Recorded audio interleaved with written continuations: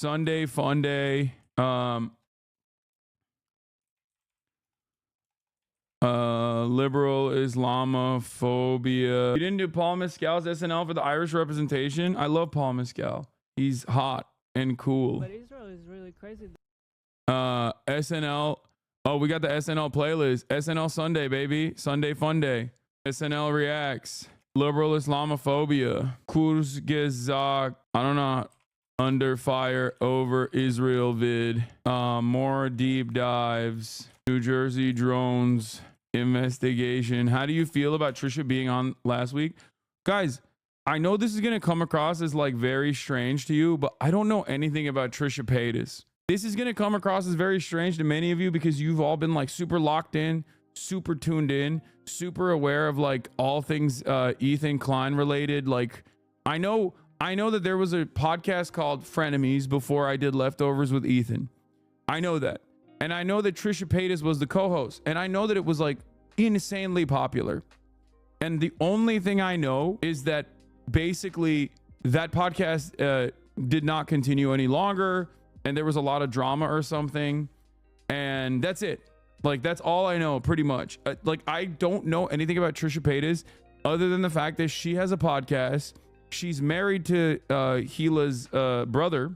And she has like a lot of like everything I've known about Trisha Paytas has been like she's crazy. She's crazy.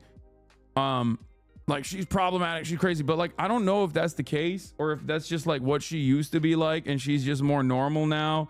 I just genuinely don't know anything. I don't know anything about Trisha Paytas, which I know for a lot of people, that's probably shocking. Okay. For a lot of people, that's probably shocking because you guys know a lot. And you would expect me to know a lot as well, but I genuinely don't know. The only thing I know is that I was on a plane with her. I was on a PJ with her when she was with the old guy from the Dobrik Vlog Squad. Is it called Vlog Squad? I don't fucking know.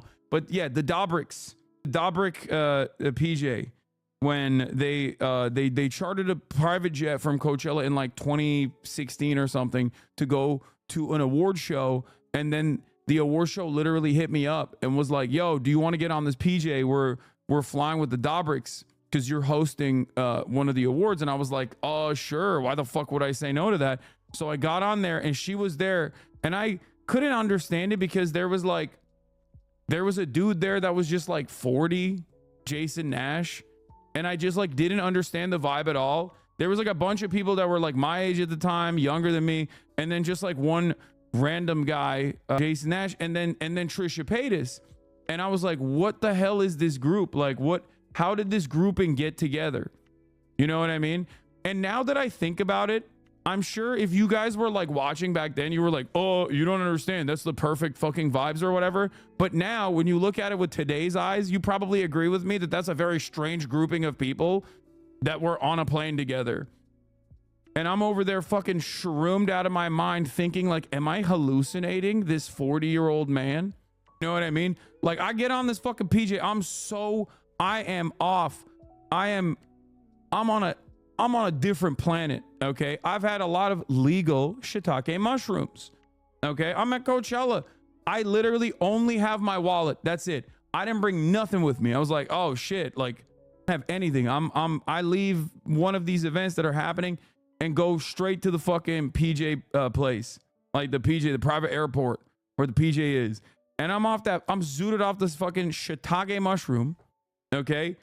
And I get on this plane and I'm like, why is there just like casually an old man here next to all these fucking teeny boppers and Trisha Paytas? I didn't know who she was at the time either. I just like thought, you know, how random of a grouping.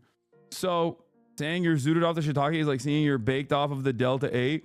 Bro, stop calling private jets PJs. Makes it sound like you're more out of touch than you are. I don't care, dude. Oh no. Oh no. People are gonna say Los Angeles influencer is out of touch. Like, yeah, man, I am. Okay. Yeah, I am. Like everything I just described to you is a fucking insane story. It is a very insane out of touch story. I'm very aware of that. Oh, man, he's 8 years older than you, Lo. Wait, no way. Shut the fuck. Are you serious? No way. I thought he was like 50, bro. Are you serious? Anyway, a lot of you 8 years younger than 33 and called us old. Lamau, shut the fuck up. Oh, that's true. Yeah, that's true. a lot of you guys, I mean, 8 years younger than me, you think I'm dead. You know, you literally talk like I'm dead. Call me old all the time. Meanwhile, you're halfway into your 20s. You're cooked. You're old too. Anyway, we got the SNL playlist. Sunday Funday, SNL reacts, liberal Islamophobia, crucified video, Kyrgyzstan's under fire over Israel vid, more deep dives, New Jersey drones investigation. Okay, buddy. Get in now for secret special Sunday Funday experience. Yeah, by the way, the lobby that I was gonna put together, you guys can get mad at Valkyrie if you want. Actually, don't get mad at her. It's not entirely her fault, but I was trying to put it together with her, and then she has to study for Fortnite, which is, I don't understand. Like, I don't understand these words, but she's playing Fortnite, I think, on the Lacey Fortnite thing that everyone's gonna be a part of. So she was like, I gotta study Fortnite. She didn't use those words, but that's how I took it. Blast off meme. But yeah, I looked up your age on Google, and the picture that they used for you shocked me. What does that mean? I take on the drones. I would like to share. No, keep it to yourself. And nobody wants to hear your take on the drones. Just kidding. But am I? Little Bear has a threat. If you lie about Okay Buddy again, the Hasanabi rewind is canceled. No. Okay, if the Hasanabi rewind is canceled, socialism is canceled. How about that? Just kidding. I would never do that. And I have a special guest coming for socialism as well. I'm importing. But yeah, socialism is gonna happen this year. Don't worry. It's gonna be a lot of fun as always. Anyway, let's blast off. Sunday Funday, SNL reacts, liberal Islamophobia, Kyrgyzstan's under fire over Israel vid, more deep dives, New Jersey drones investigation. Okay, buddy, get it now for secret special Sunday Funday experience. Did you see the Pentagon claiming the drones aren't American military, nor are they foreign military? I'm gonna be honest with you. I don't believe when they say they're not American military, or rather, I think it's like a secret way of saying they're not directly officially sanctioned, but like they're not doing flights because of the American military, but they are defense contractors. Because there is no way that, like, I don't think all the drones are planes. Okay, I think a lot of what people think are drones are planes, for sure. But I think that the drone swarms that people have seen, that they've reported on, like originally these like big drones or whatever, I've yet to see like a clear-cut example of this. I've yet to see a clear-cut example of like what these drones are that they're freaking out over. But I will say, I will never discount many of these like UAP things, like many of these like UAP sightings and stuff, I think are almost always like new tech that they're experimenting with. But the problem is, usually when you have new tech that you're experimenting with, you do it in like the desert, right? Like there's a reason why a lot of the new technology that the American military's like defense contractors are experimenting with, they do it at like, they do it in the desert. They don't do it in like in one of the most densely populated states, New Jersey. So it is really interesting. But do you believe in aliens though? No, I don't think so. What are the limit for socialism is again? 10K or 20K? That's what Area 51 and Edwards Air Force Base are for. Yeah, no, literally, you're not wrong, and many others as well. Unless they're just like they have to test it on a urban environment or something. I don't know. Clear footage last night. We finally know what it is. That's it. Yeah, he's working. Everybody knows Santa only works one day of the week, man. He's lazy as hell. Okay, don't make no mistake. He's Turkish. Saint Nicholas. He's Turkish. Which means he's lazy as fuck. Which means he's only gonna work one day out of the year. Okay. Speaking of Santa, I'm gonna do a back-to-back giveaway. Okay, everybody get involved. If you do !enter in the chat, there's a giveaway for merchandise. Remember all the merchandise entries. Someone in the chat decided to be nice enough to give away Hasanabi merch from ideology.com. If you press !enter and hit it in the chat, you will get a chance to get this merch for free. Also, all the proceeds from the merch still at ideology.shop. All the proceeds are going to Raices, Texas, working with immigrants in Texas, undocumented migrants in Texas. It's a wonderful, fantastic organization that we are fundraising for. I demand free shit now. I think it's because tech requires to be tested in highly populated dense areas. The stealth bomber being seen by plane pilots is a UFO all over again. Yeah, that's probably it. But I do think the larger story isn't necessarily American defense contractors like testing out their surveillance technology or whatever. I think the real story is mass hysteria and how quickly people can be whipped up into a frenzy and how much the average American resembles the mind of a medieval peasant, if that makes sense. Like, I think that the inception of the story, there's probably some truth to it. There's probably some validity to, there's probably some validity to people seeing like random drones and they're like, what the fuck is this? This is freaky. But yeah, I think many of it is just like regular commercial drones that people use because they're investigating all these other drones. I think many of it is also, many of that is also, hold on. Congratulations to Mushroll. Mushroll, what the heck? Mushroll, you won. Why are you just like an old-timey sailor? Don't worry, there's a second one that you can enter again, I believe, right? We're doing back-to-back. Back-to-back. We're doing back-to-back, baby. Second giveaway. Type enter in the chat for a chance to win a prize. Max 1 entries per user. A winner will be selected in 1 minute. Enter now. This is the type of stuff that I think probably pisses off like random onlookers where they just like can't comprehend what is going on in the community. They're just like, imagine being a normie and then tuning in to be like, ooh, I saw this hot guy on TikTok. I saw this hot guy on TikTok. Let me watch what he has to say about the news. And then they come in and I'm talking about like doing a chat giveaway. You drinking a mana potion? Yeah. No, they don't see this as weird. They come in here while in a while you're unlocked and think that's weird. Unlock, you mean stun lock? Winner 2 is Has Ringworms. Congratulations to Has Ringworms.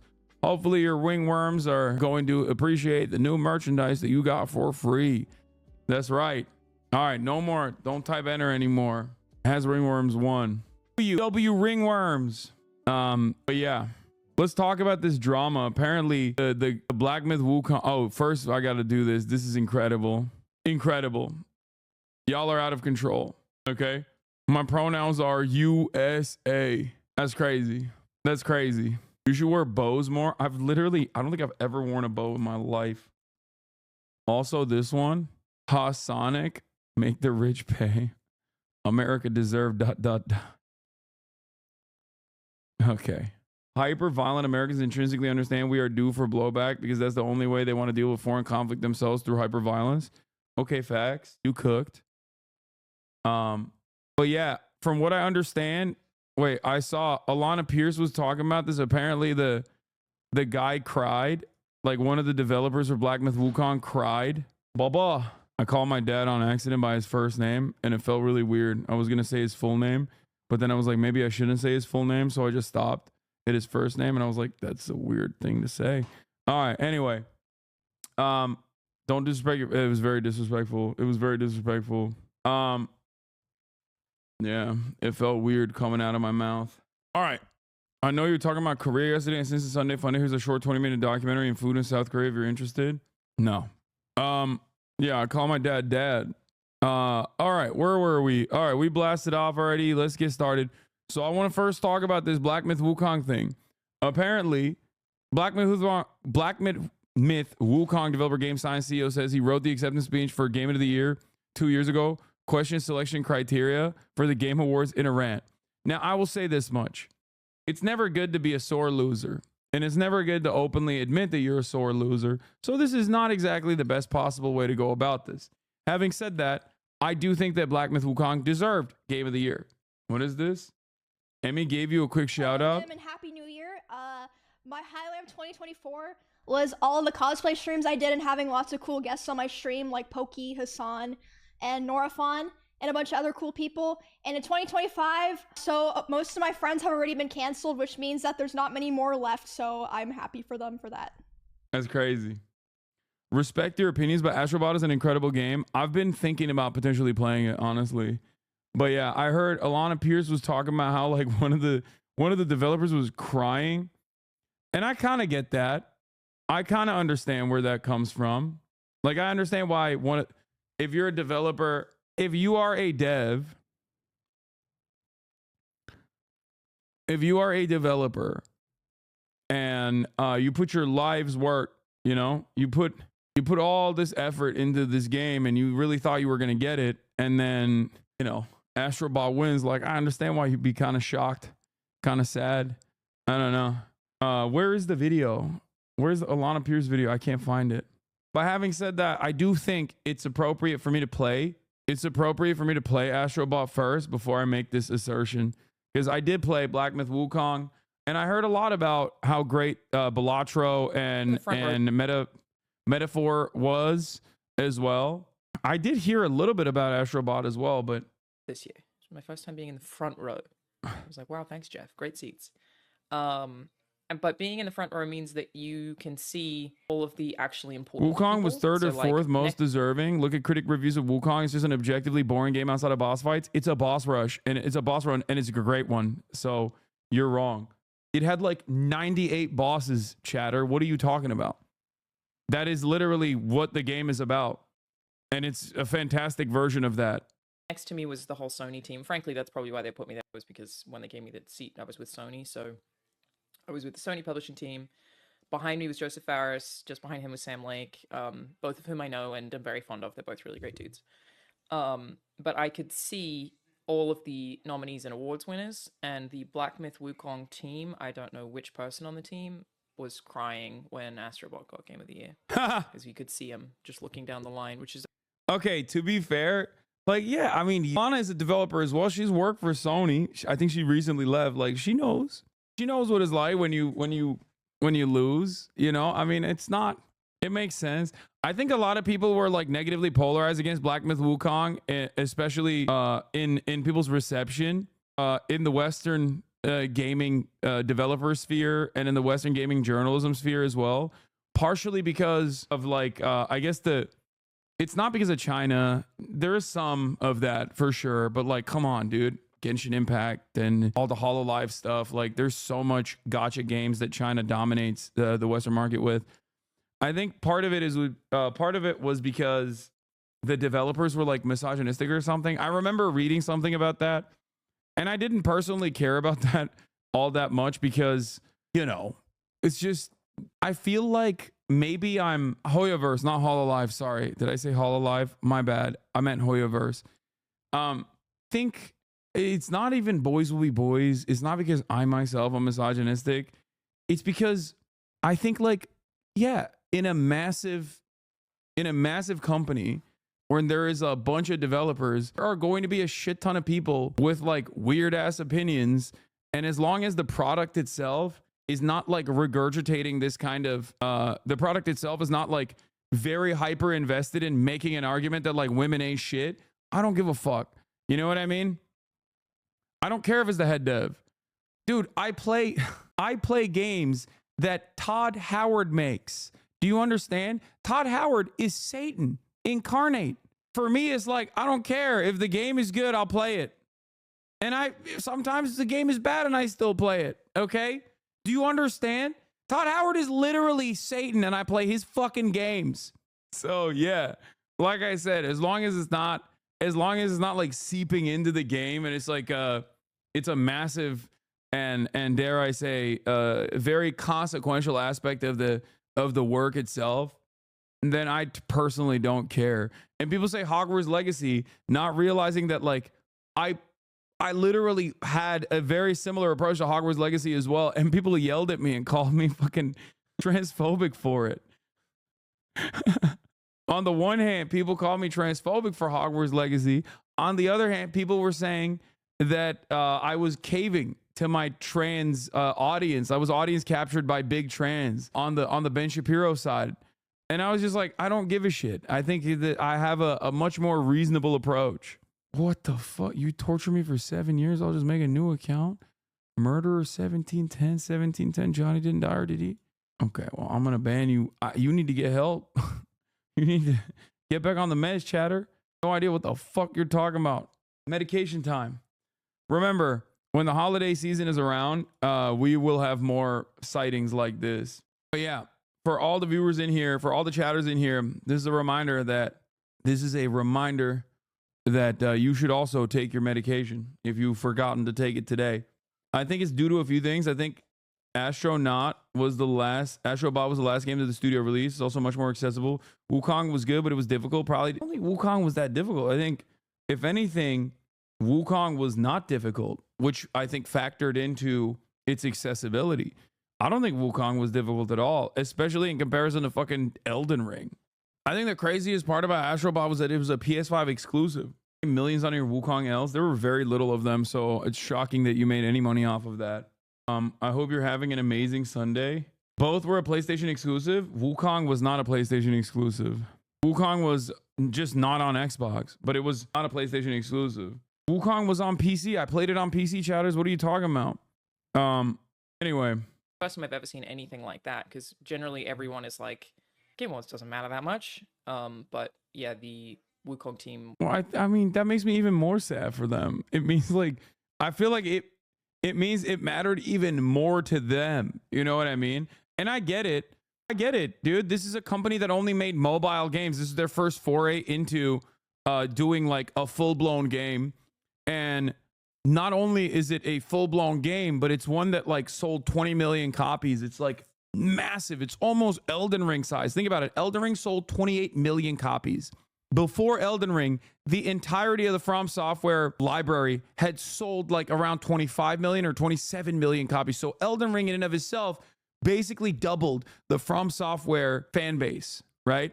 And Black Myth Wukong out of nowhere, from a team of developers that only had made mobile games before this, coming in and making this massive video game that was so big.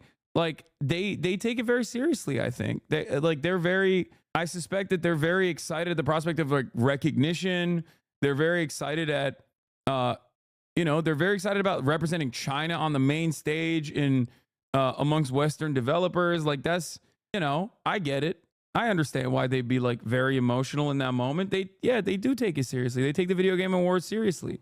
Were crying when they did not win, which was definitely unusual. Clearly meant a lot to them. They did an amazing thing. But I did find that surprising. Like, whoa. Did it look like celebratory crying? No. They were upset. Definitely upset. But isn't it the height of hubris to say that you wrote your acceptance speech years ahead? For sure. Gene Park wrote a great article at the Washington Post on metaphor and elections in general. I haven't played metaphor, so I'm not gonna like read this Gene article. That's why you lost election. What? All of these sites are using Google Translation of the Chinese game dev statement. Is crying when losing a bad thing. It's an emotional experience. I don't know.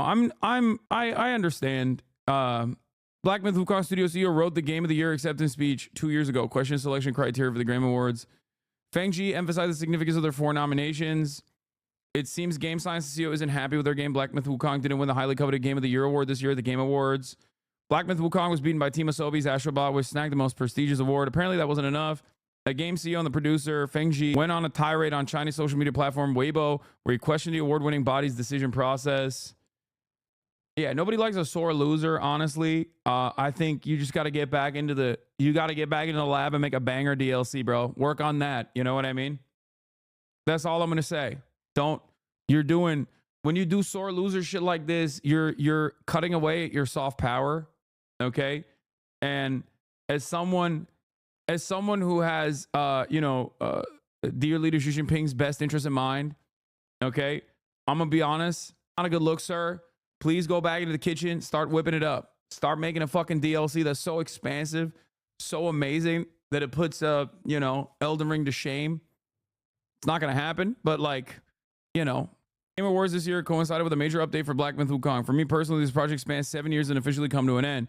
4 nominations: Best Action Game, Best Art Direction, Best Game Direction, Game of the Year were first for a Chinese game. Ultimately, we took home the Best Action Game and Player's Voice. Especially winning Player's Voice was gratifying, yet I must admit there's a sense of loss and regret. More than anything, though, there's letting go of illusions. The games nominated this year were all exceptional, but honestly, I still can't figure out what the criteria for the Game of the Year. I feel like I came all the way here for nothing.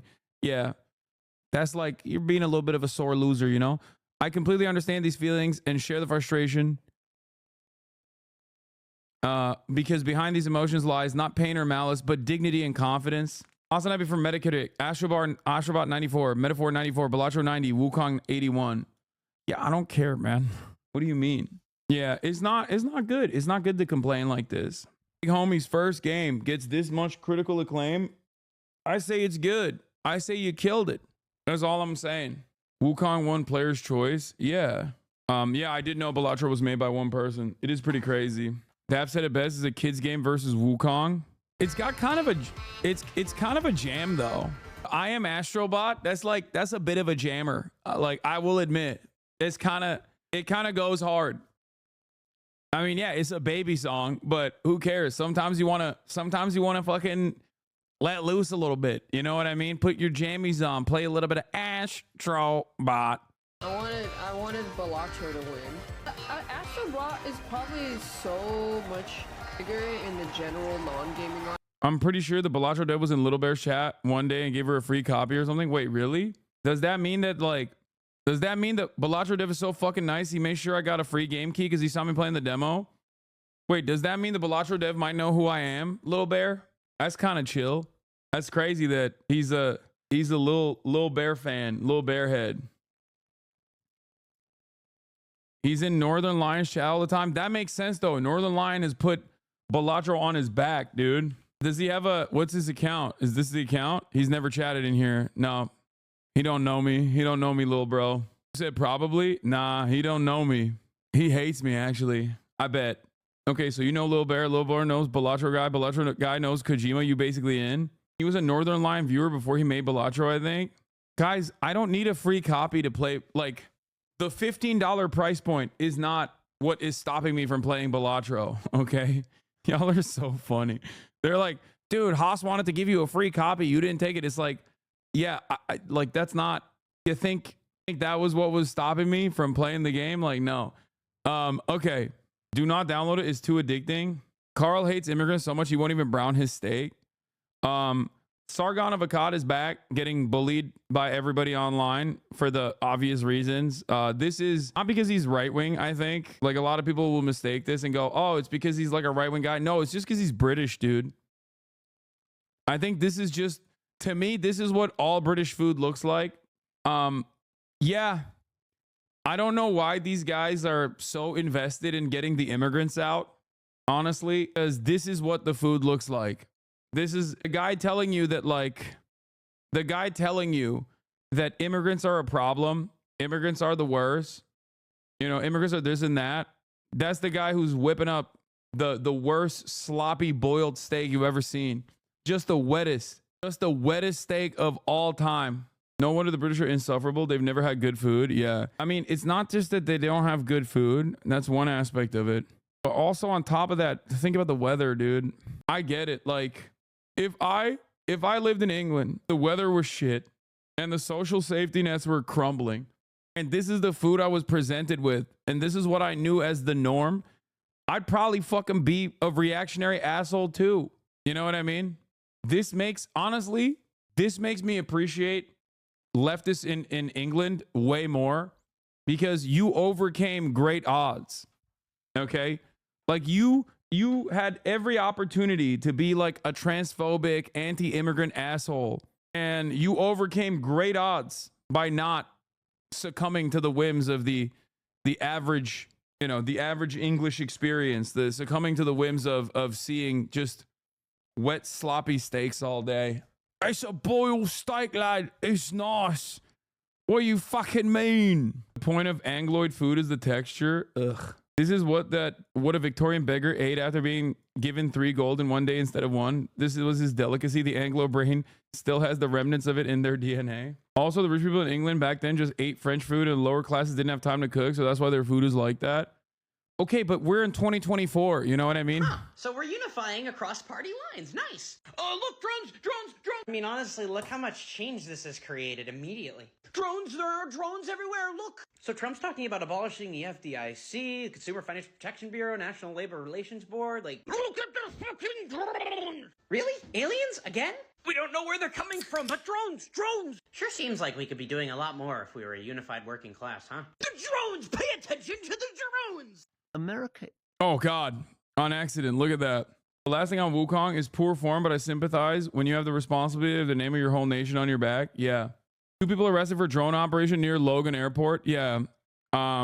This is why I was trying to tell the chatters not to fuck around with drones, even as a haha or even as a meme, because I do think that you're gonna get clapped. Because right now they're just trying to find, like, even if you're using your commercial drone for funsies, I'll be honest with you, you're gonna get cooked. They're looking for, it's high alert time right now, and law enforcement authorities are probably going to be looking to make an example out of it. Looking to make an example out of people. If you thought like, oh, improper registration with the FAA is not a problem, there's a million drones out there. Who cares? That was yesterday. That was last year. It's going to be different from here on out. Okay. Also, this is a wonderful opportunity for the police departments to get more anti-drone, weapons and stuff. So. Hey, where's Luigi? He's making pizza. Where? Right back there. Luigi. Oh, thank God you're here, Luigi. Oh, thank God Luigi's here. Not guilty. That's hilarious. Yeah, dude. My man, free my man. It's clear that it's clear to me that he was not doing the thing, the heinous crime that you say that he was responsible with, even though I'm not so sure it was heinous to begin with. But yeah, I think there's reasonable doubt. Anyway, before we get to the drones, let's see what the Chinese netizens are saying about our boy Luigi. What do Chinese netizens think of Luigi Mangione? His mugshot is going viral on Xiaohongshu because everyone agrees he's really hot. Another son said it looks like he's wearing a mess. Someone said what's ironic is that he was snitched by a McDonald's worker who can't even afford health insurance. Another suggested let's leave bad reviews for the McDonald's who has become public enemy number 1. Netizens gave him nicknames like Robin Hood, Batman, and Zorro. Someone said if I see him on the street, I will rush over to ask for his autograph and phone number. Another said he should go see a Chinese medicine doctor for his back pain. Using acupuncture and massage, many foreigners got their spine fixed in China for a cheap price. A student studying at UPenn felt tons of school pride, posting UPenn engineering and cowards. Someone said that UPenn admission officers are visionaries. They admitted people who changed the world like Trump, Musk, and Mangione. Another son joked, he's Italian, let's go easy on him and make him eat pineapple pizza and drink Americano for 1 year. Someone said if Hollywood make a true crime series about Mangione, I don't even know who can portray him. He's hotter than many actors on TV. Another said his arrest photo is straight out of a magazine shoot. The light. Bro, this is not just like American class solidarity. This is universal class solidarity. Chinese netizens sound exactly like American netizens. When have we ever had a situation like this? I'm just saying. Luigi is the uniting factor here, it seems. Luigi said, workers of the world unite. Lighting and camera angles are brilliant. Another son said, regardless of the outcome of his trial, I'm willing to marry him. One replied, get in line. Another asked, can he open an OnlyFans account to atone for his sins? Another son with an American IP said they got the wrong person. He was eating hot pot with me on that day. Many commented below, I can testify to that. Someone joked, his face is everywhere. Every time I saw his name, I can't help but think of this Luigi. Someone captioned this photo, Mario, go save your brother. I love diving into Chinese netizen world, seeing what the hell's going on in the minds of Chinese netizens. Yeah, we'll do the New Jersey drone story in a second. A little bit of news coverage. Okay. First and foremost,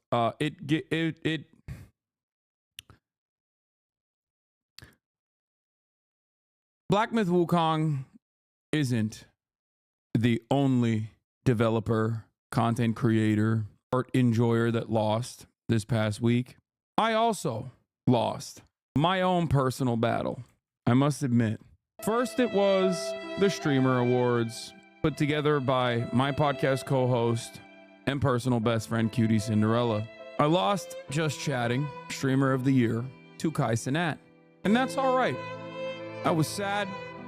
I was devastated. I was positively perturbed. But I knew that there was another award show out there. There was another award that perhaps I thought I could win.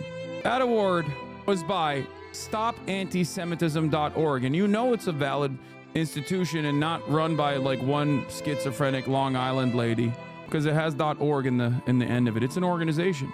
long and hard over the course of this past year to win Anti-Semite of the Year. I was up against some incredible contenders, like people who deny the Holocaust and stuff, you know, like actual anti-Semites. What have I done in that time frame? Of course, fought against anti-Semitism while simultaneously speaking truthfully about the ways in which Israel was conducting a genocide. And of course, that is the biggest no-no of all. And this past week, StopAntisemitism.org revealed that there were three finalist contenders. I was one of them. Candace Owens was another. The last was Greta Thunberg. And I thought to myself, I can win this. Too big to rig, I thought. But it turns out, in spite of my best attempts, I lost. That's right. 2024 Anti-Semite of the Year is Candace Owens. I thought 2024 would be a big year for Stop Antisemitism, where they would finally break the trend of choosing a person of color. Year over year, StopAntisemitism.org has chosen people who aren't exactly anti-Semitic at all, but simply anti-Israel. Women of color from all different backgrounds, most of them not white, most of them women. The first time that StopAntisemitism.org actually chose a real anti-Semite was last year. Still a black man nonetheless, but an actual anti-Semite. So I thought maybe things will change. Maybe they will actually also go for a white man. Turns out I was wrong. Turns out we could not buck the trend, and Candace Owens won. So I say, stop the steal. We will win it next year. Yes, I'm not wrong. They have literally never chosen a person that is not a person of color. In 2019, they chose Anti-Semite of the Year Ilhan Omar, who, as you guys know, is not an anti-Semite, but anti-Israel. In 2020, they chose Nurdin Kaswani, who, once again, not an anti-Semite, simply pro-Palestinian. In 2021, we got very close, very, very close to choosing an Anti-Semite of the Year that was a white man, Ben or Jerry.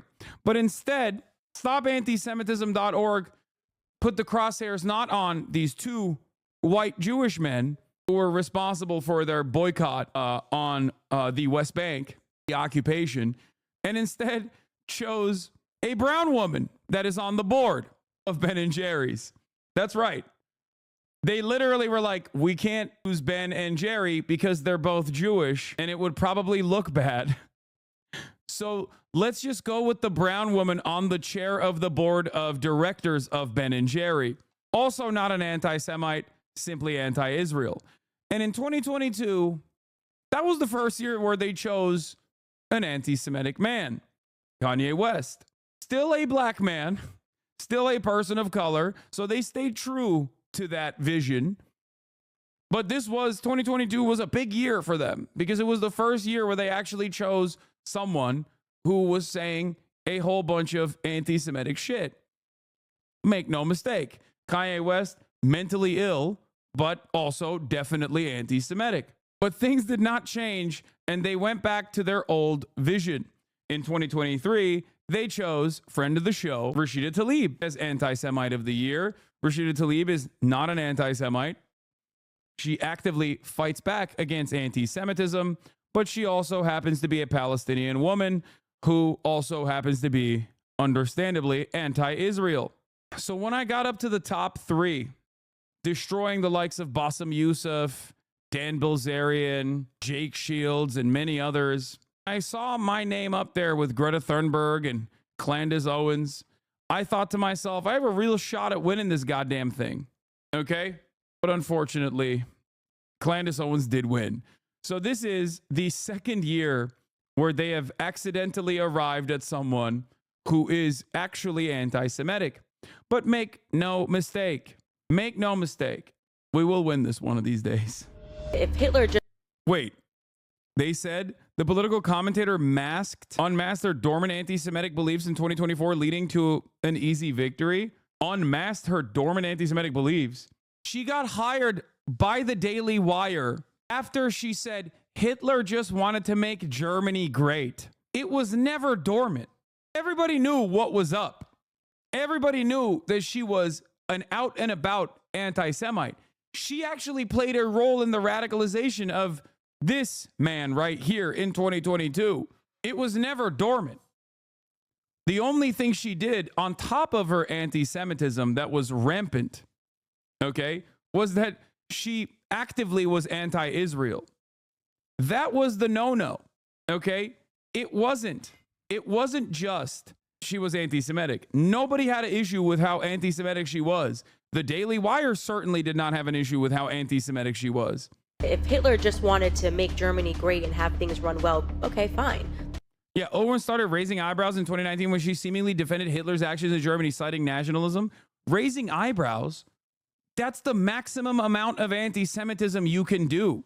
Like, I can't comprehend how insane you have to be like, ooh, she started raising eyebrows when she defended Hitler. It's like, no, that's it. That is the maximum amount of anti-Semitism. You've maxed out. You have maxed out on anti-Semitism. There is no cap beyond that. Okay?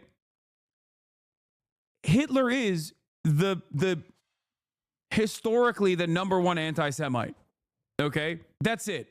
And when you defend him, you are defending the number one anti-Semite. You have maxed out on your anti-Semitism.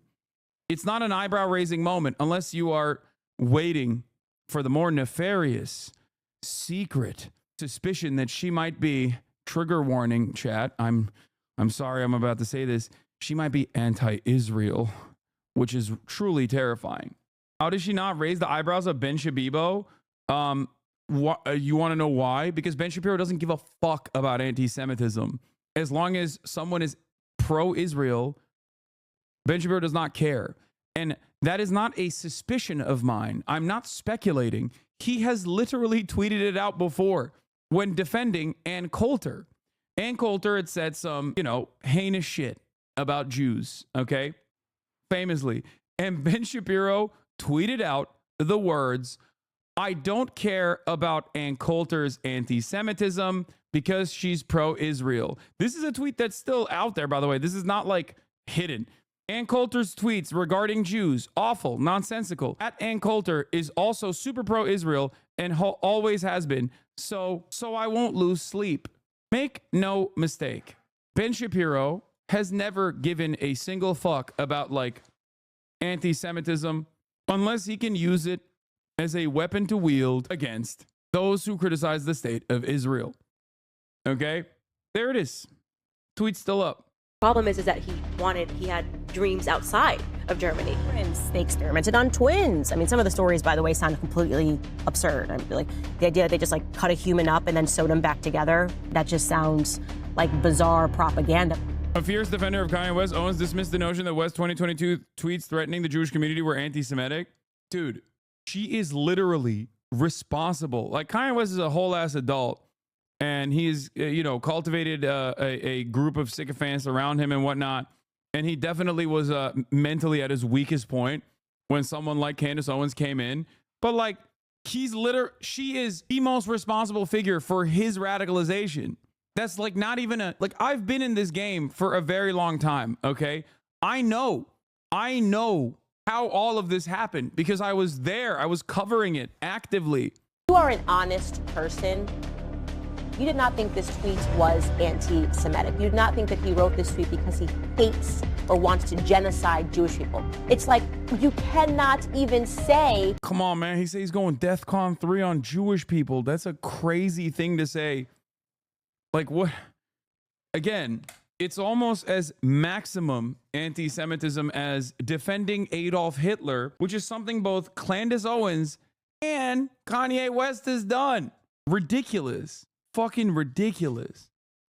Are you shadow banned on Instagram? I just created a new account to move from TikTok before a ban and I can't find it any other way via a direct link. Yes, I am. When you type my name, if you don't type my full name, you will literally find Hasanabi fan accounts on Instagram before you arrive at my account. Yeah, it's true. I've been shadow banned on Instagram for years. And it's not because I show too much meat, chatters. It's because I'm you know why I'm shadow banned on fucking Instagram. Come on. The word Jewish. The reason why I'm shadow banned on Instagram is the same reason why I'm on Stop Anti-Semitism's like award finalist for Anti-Semite of the Year. It's because I'm anti-Israel, okay? That's it. Without people getting upset. Every person who speaks about Israel has to basically say a statement that's like, you know, I don't want to get killed. We don't have that about any other country in the world except for the one that, you know, took over ours. And that's the truth, okay? We are an occupied nation. Just like within all communities, there are gangs, right? It's so crazy because like there are so many more overtly anti-Semitic things that Candace Owens has said throughout her entire career that you could point to. And then you still have to tie it back to like shit that she's saying, even if she's saying it in an anti-Semitic fashion, to criticisms of Israel. This is what is known as an own goal. Okay? You're dunking on yourself because the reality of the matter is, I know she's anti-Semitic. Okay? I know she's anti-Semitic. I'm pretty fucking tuned into what anti-Semitic dog whistles look like. And also, Candace Owens has gone way past the point of dog whistles in general. But when you say she's anti-Semitic because she's anti-Israel, you literally end up offering validity to anti-Semitism. Okay? Most people look at the situation and go, this is crazy. What the fuck is going on? Why can't we say shit about Israel? There are plenty of opportunities where you could turn around and point to Candace Owens being overtly anti-Semitic on its own, you know? Like saying that Mengele's experiments were fake or something. Like, that's it. That's super anti-Semitic. Saying that Adolf Hitler just wanted to make Germany great. That's anti-Semitic as fuck. Okay? But you still chose to point to like shit that she was saying about Israel. It hurts your cause, is what I'm saying. Things conform, we understand this. What if that is what is happening right now in Hollywood? If there is just a very small ring of specific people who are using the fact that they are Jewish to shield themselves from any criticism. Mazel tov, Candace. Yeah, nice. What would your montage video have looked like if you won? Come on, dude. It's the one that like Diddy G was sending all over to every fucking news outlet that would listen. The one that Fox News digital team bid on and actually posted. It would be that 100%. Anyway, seems to me like Stop Anti-Semitism was so horny to give this award to another person of color that I was robbed from someone who's actually anti-Semitic and anti-Israel on accident. It's not fun looking at you play a video. What? I think a lot of people would disagree with you. Don't admit it, even if you're joking, bro. Don't admit what? You losing proves that Diddy G has no motion. I know. Yeah, this is, what is this? Do you see the Dan Bilzerian on Raw Talk with Bradley Martin? He was spitting some hard facts. The USA is occupied. What? Did you see the USS Liberty Vet thing? Yeah, Don Goku TV. I'm going to stop you real quick. Okay? Name one white anti-Semitic on YouTube that is trending or well known. I haven't seen any except Candace Owens. What? Are you insane? Dan Bilzerian is another fucking prominent leader in the anti-Semitic movement. But also, it's not even, it's not, like, there are so many anti-Semitic people who are fucking pro-Israel. What are you talking about? Hella white people. One of the most famous televangelists in the country that literally speaks at pro-Israel rallies. His name is Pastor John Hagee. Okay, you were called out on TikTok. What? No, I'm not going to look at that. Thought I got married on Friday 9 months early so we can get my wife health insurance. Genuinely scared about the Republicans repealing the ACA. Doesn't this tweet make it look like you're upset about Candace winning the award? It feels like you are defending her. No, I am upset about Candace winning the award. I should have won it. It was mine to win, you know? With the exception of Kanye West, I would have been up there with some goats. You know what I mean? They had a pretty solid run. They had a pretty solid run of just like simply posting people that are not anti-Semitic, but simply anti-Israel. You know, I'd be up there with the goats. I wrote my acceptance speech 2 years ago. But there's always next season, you know? This segment is a clip chimp gold mine. Yeah, I don't give a shit. So the Dan Bilzerian thing, dude, you put that joke out there and the ADL will have a field day calling you anti-Semitic 1,000 times worse than currently. Chatter, I'm going to keep it a $150 with you. I'm going to be very honest with you. No one cares. Okay? It doesn't. No one cares. This is not. I think you're mistaken when you think that this has any sort of real motion, especially considering that the past the past year has been a lot of these institutions on high alert trying to fucking get me clapped off this platform. Brad's exact response today in denying the Holocaust was, yeah, I don't believe in anything the government says after COVID. We got to talk some sense into him. I saw one clip. The other chatter who was talking about like Dan Bilzerian is spitting truths. He's not. Okay. Anyone and everyone. Speaking of like combating actual anti-Semitism, I'll briefly broach this subject matter. Anyone and everyone that thinks that like Israel's existence is related to some like ancient Judaism, that Jews are monolithic in their approach to Israel, is wrong. In the simplest terms, they're just wrong. Okay? That's it. And I think it's gross that while there's an active genocide going on, especially of the Palestinian population, anti-Semitic people who are pro-Zionist and anti-Semitic people who are anti-Zionist do this handshake where they both say the exact same thing on different sides of the spectrum, where on the one hand, you have pro-Israel anti-Semites who are like, no, you don't understand, all Jews love Israel. It's like the most Jewish thing you can do. On the other hand, you have anti-Semites who are like, that's right, all Jews love Israel. It's the most Jewish thing you can do. Everything that Israel's doing is for Judaism. It's gross. But on the simplest terms, it's just incorrect. Okay? That's it. It's not a very complicated thing.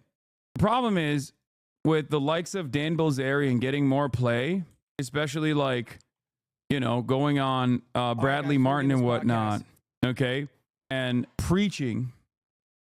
Why is it incorrect? Why is what incorrect? The fact that it's all Jews love Israel and care about Israel, or what Israel is doing is representative of Judaism as a whole? No group of individuals operate with one mind. We're human beings, chatter. Are you Christian? If you are, do you agree with all other Christians? Do you think that like America invaded Iraq because of oil, or because they wanted to, you know, because they wanted to do Christianity related shit? Do you believe that your fellow American Christians also agree with the Iraq war and thought it was awesome? And also personally, every single American Christian also personally was like, yeah, we're doing this for Christianity.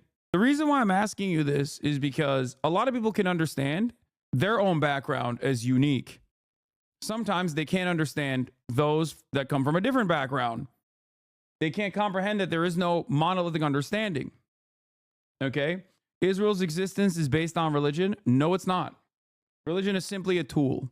And religion was simply a tool used by secular Zionists that wanted to bring other people to the cause.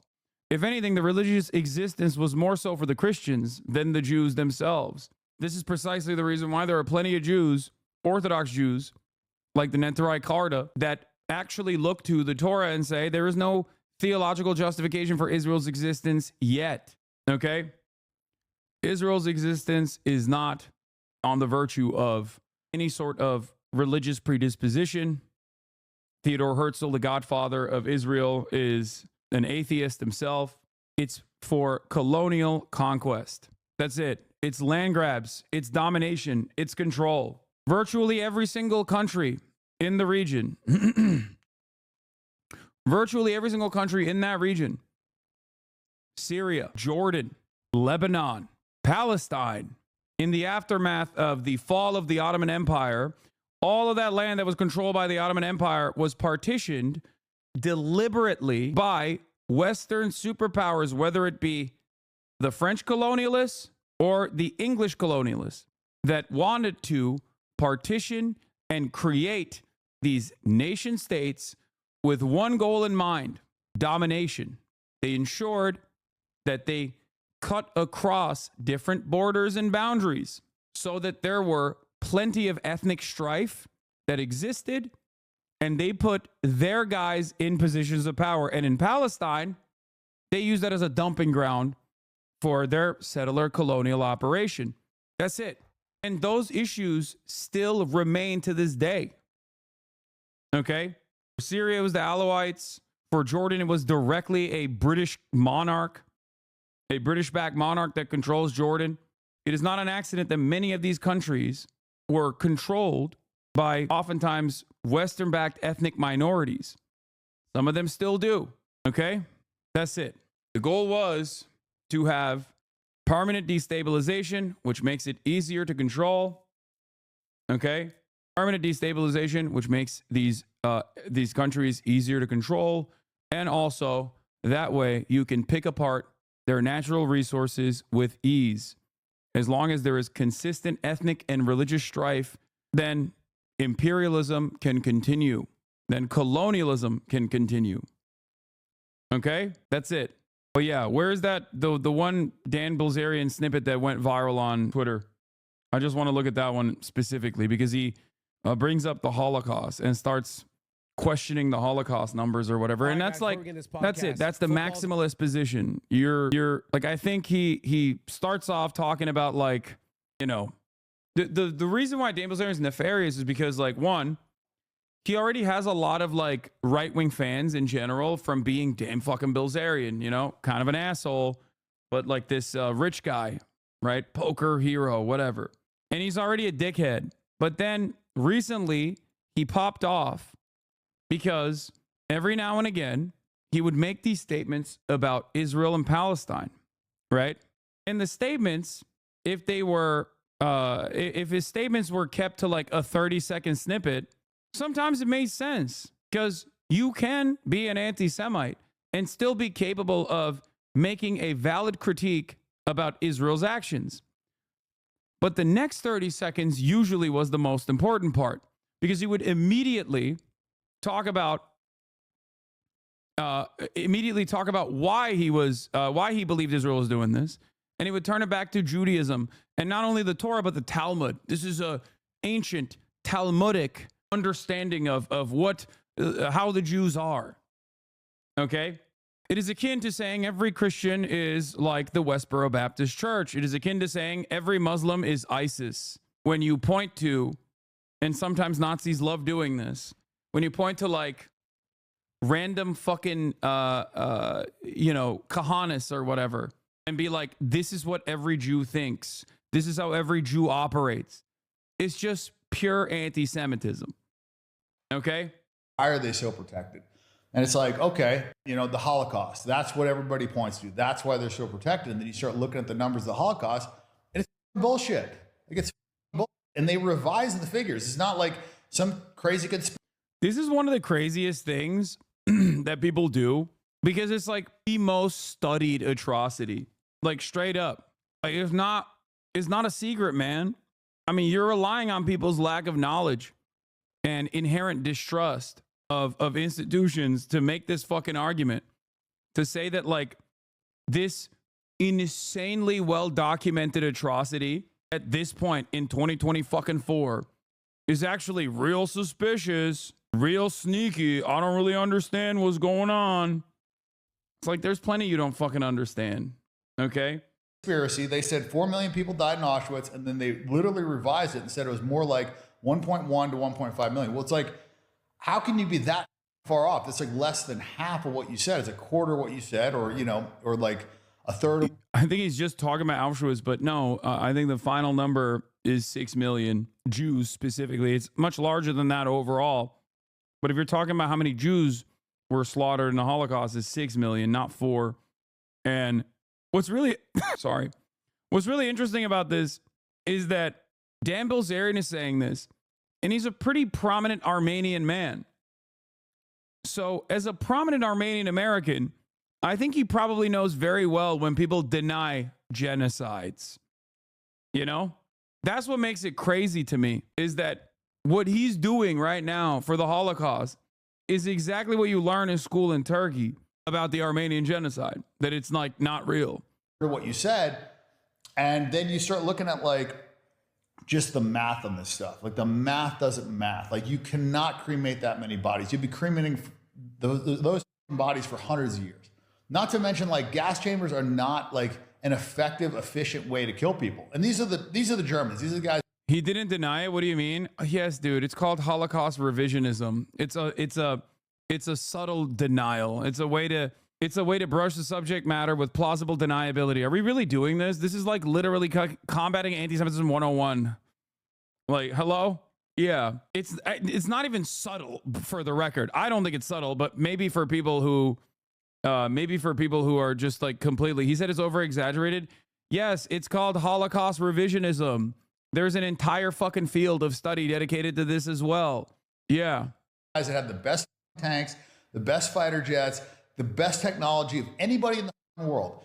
And they're going to put a wooden door in a gas chamber. They're going to just think about the logistics of it. If you just want to kill, whatever, say 5-6 million people, you're not going to march 100 of them into a shower at a time, gas them, wait for the gas to release, then put all those people in wheelbarrows, wheel them out, dig. Think about the time it would take. So do you think that none of it happened? I think that they were not death camps. And when and the Red Cross went in there and they he's literally pointing to like very famous instances of propaganda. Like, this is something that the Red Cross, it was originally the Nazi Red Cross that went in and were like, oh, these are just like regular camps. Like, these are internment camps. We need to keep them. We need to keep some of these people locked away. These are criminals. Then the International Red Cross went in to a Theresienstadt ghetto, and the Red Cross, this is something we talked about yesterday, ironically enough. It was considered a model ghetto for deceiving the International Committee of Red Cross representatives about the ongoing Holocaust and the Nazi plan to murder all Jews. The Nazified German Red Cross visited a ghetto in 1943 and filed the only accurate report on the ghetto, describing overcrowding and undernourishment. Okay? In 1944, the ghetto was beautified in preparation for a delegation from the International Committee of Red Cross and the Danish government. The delegation visited on the 23rd of June. ICRC delegate Maurice Rosell wrote a favorable report on the ghetto and claimed that no one was deported from Theresienstadt. On April 1945, another ICRC delegation was allowed to visit the ghetto despite the contemporaneous liberation of other concentration camps and continued to repeat Rossell's erroneous findings.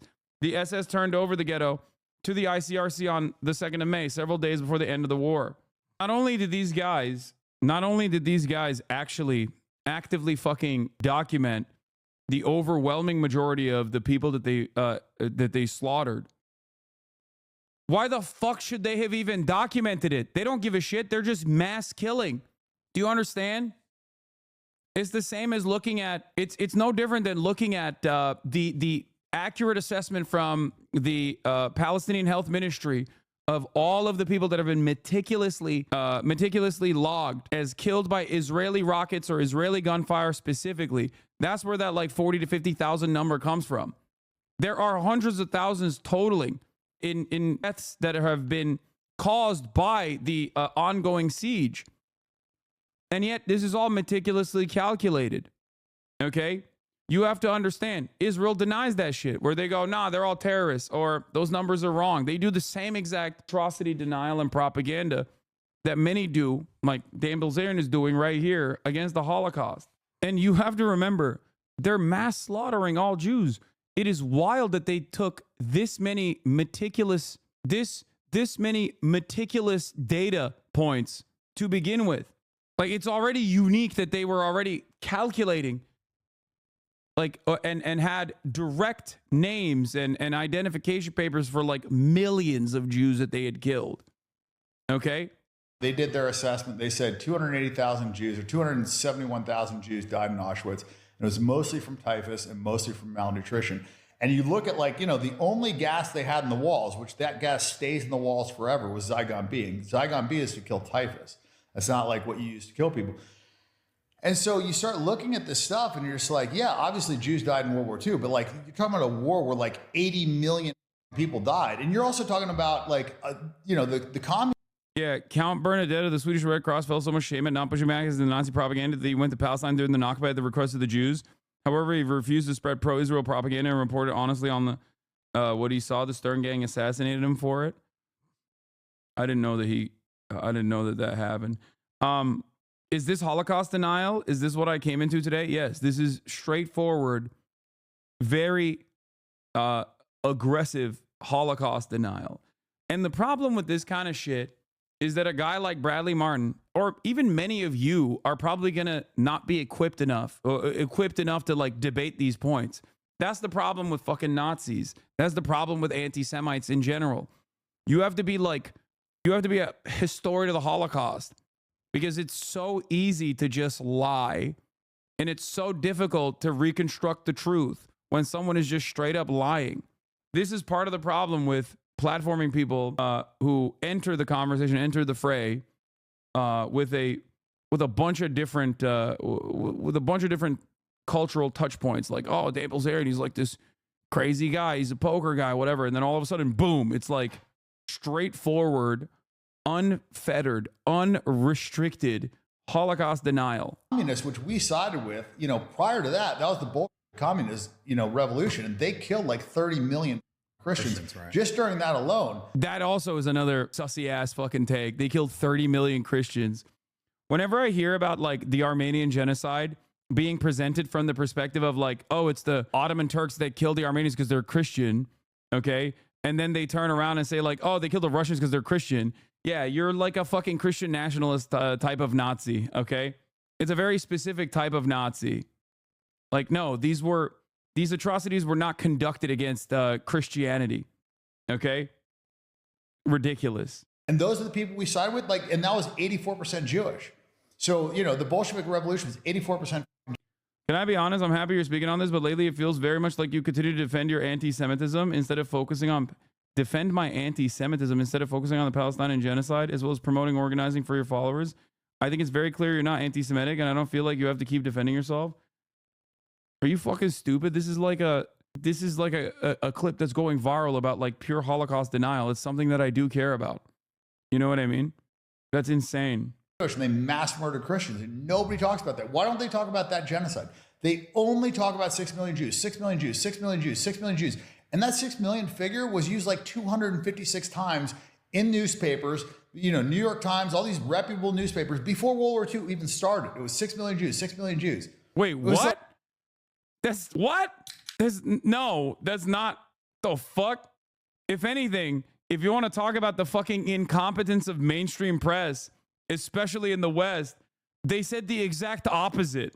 They were like, come on, Hitler's just joshing about the anti-Semitism stuff. They literally glazed Hitler, dude. What are you talking about? You fucking idiot. They straight up were like, Hitler's just memeing about the anti-Semitism. He's not serious about that shit. He's just trying to win over the German folk. What the fuck? 2025 is the year of prove your lie, where when someone is accused of lying and tries to defend by demanding proof, the counter argument is that they have to prove their lie to support it. Yeah, most people, ironic that he's complaining about talking about Jewish casualties and completely discards the Roma Sinti people. Yeah, or any number of any number of different like victims of the Holocaust that spanned, like, it was what the total number is, like 12 million or 14 million. 6 million is the number of Jewish people that were killed. Were the Holocaust deniers when it was happening like what was happening today in Gaza, or was it widely accepted that it was happening? Dude, there was no internet. What are you talking about? You think the average person in the Western world knew that there was like straight up concentration camps like filled slammed with like Jewish people? No, they just didn't. Most people didn't fucking know what the hell was going on. Most people didn't know what the hell was going on in general, not just the Holocaust, but just in general.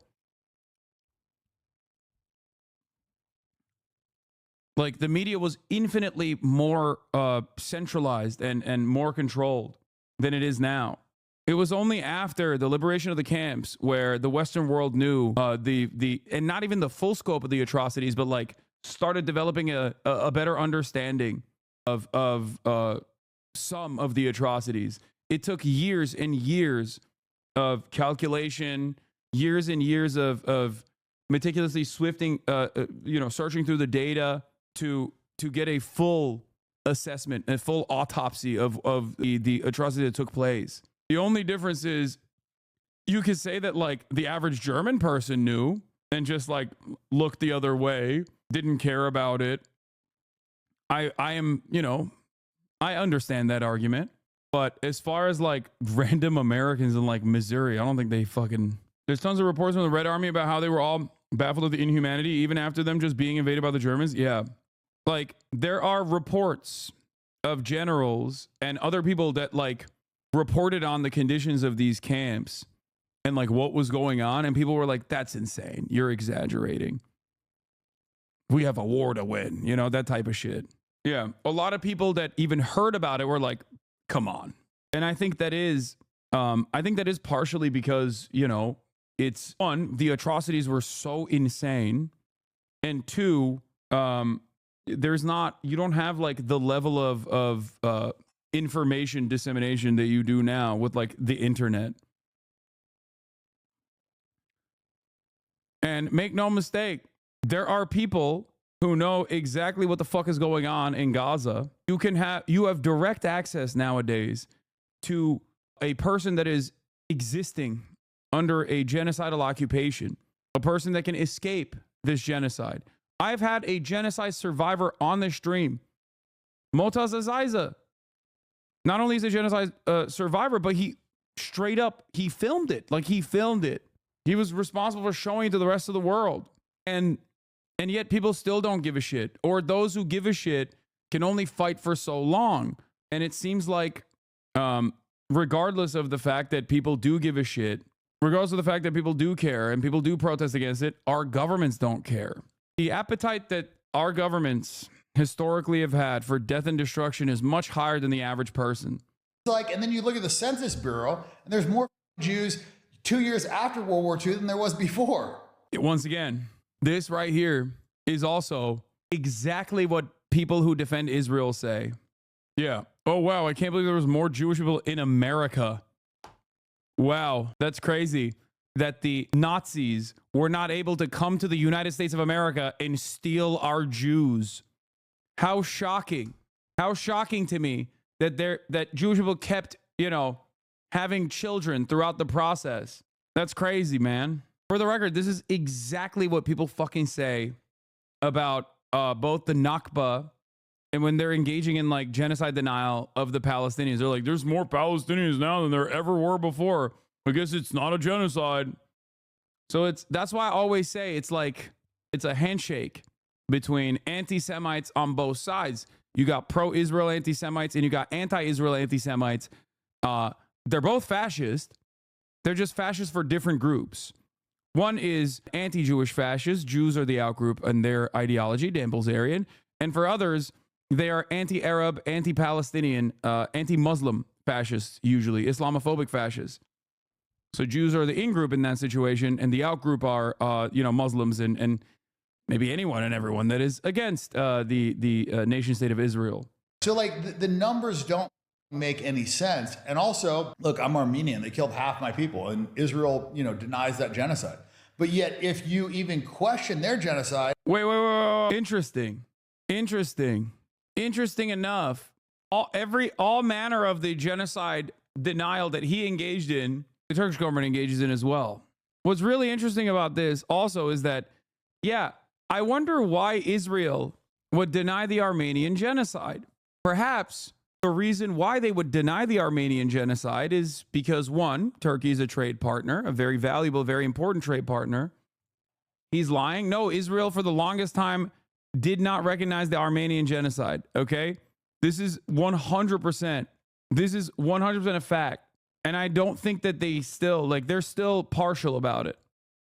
Okay. And neither did the United States of America until recently. The reason why they don't, the reason why they didn't is because the Armenian genocide is quite similar in many ways to what Israel is conducting. Yeah, this is just a committee, not an official state pronouncement. Yeah, it makes sense.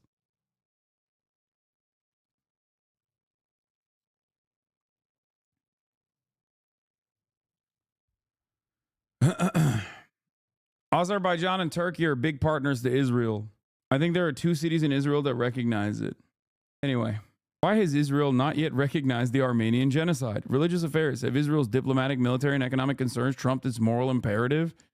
From the Jerusalem Post.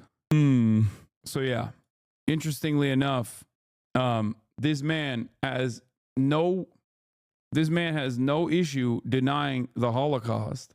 Okay, questioning the numbers, claiming that it was like 60,000 people only. It's fucking ridiculous. While simultaneously, he's like, well, you know, Israel denies the Armenian genocide. It's like, okay, investigate that a little bit further.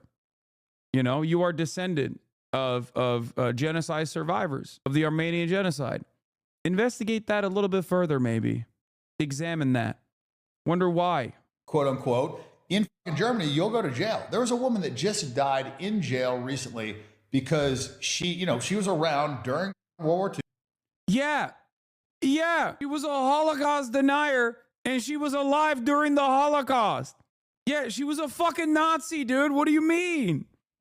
Yeah. Hello? Even the other Nazis knew not to openly be like, yeah, the Holocaust is fake. So they could go and become fucking NATO generals. You know what I mean? That's crazy. I can't believe it. This Nazi witnessed the Holocaust and denied it till the day she died.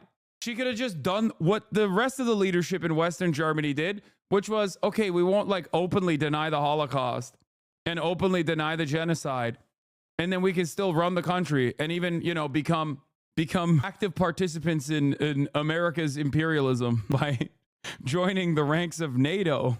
She saw what happened. She said, you know, they didn't mass murder these Jews. Like, I saw it. This didn't happen.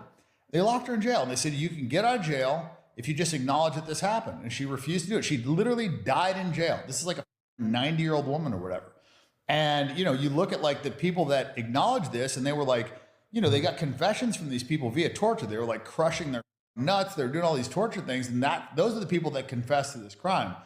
So, and this started becoming more apparent with what's going on in Israel. Like they said, people were, you know, made into lampshades and soap, and they acknowledged that was all lies. And then you look at what Israel said for October 7th, beheaded babies in ovens. They come up with all this stuff that sounds really horrific, and it was all mass rapes. Why is Bradley not pushing back at all?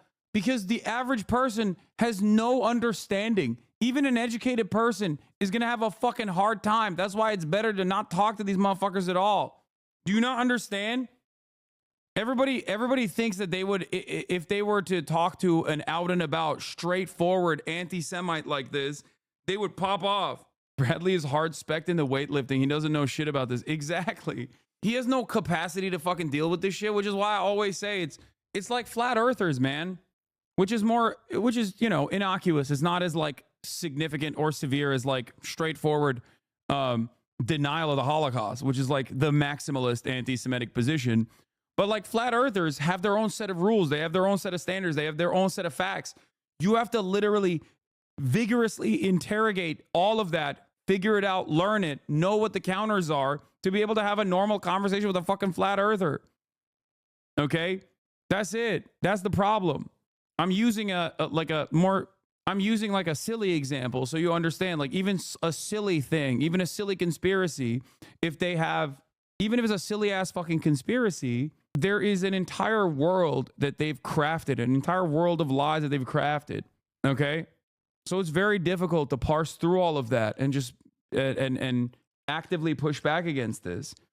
Because as I've always said, it's relatively easy to just straight up lie, especially if you're confident. Okay? Very easy to lie. Very hard to dispel these lies. That's it. All the stuff was all bullshit. And then so you start seeing it's like these people have such a pattern of lying. And then you look at the media. The media's lied to us, like during COVID. Like how many times we get lied to? Yeah, and then he ties it to like something that Bradley also was like suspicious about, and boom, the circle is complete. Oh, well, you know, well, the media lies about COVID, and then you're like, oh yeah, I don't know if I trust. Well, COVID was the thing that originally made me be like, I don't know if I believe anything that the government's ever said about. Yeah, there you go, and the circle is complete. It's packaged, clipped, and fucking shipped.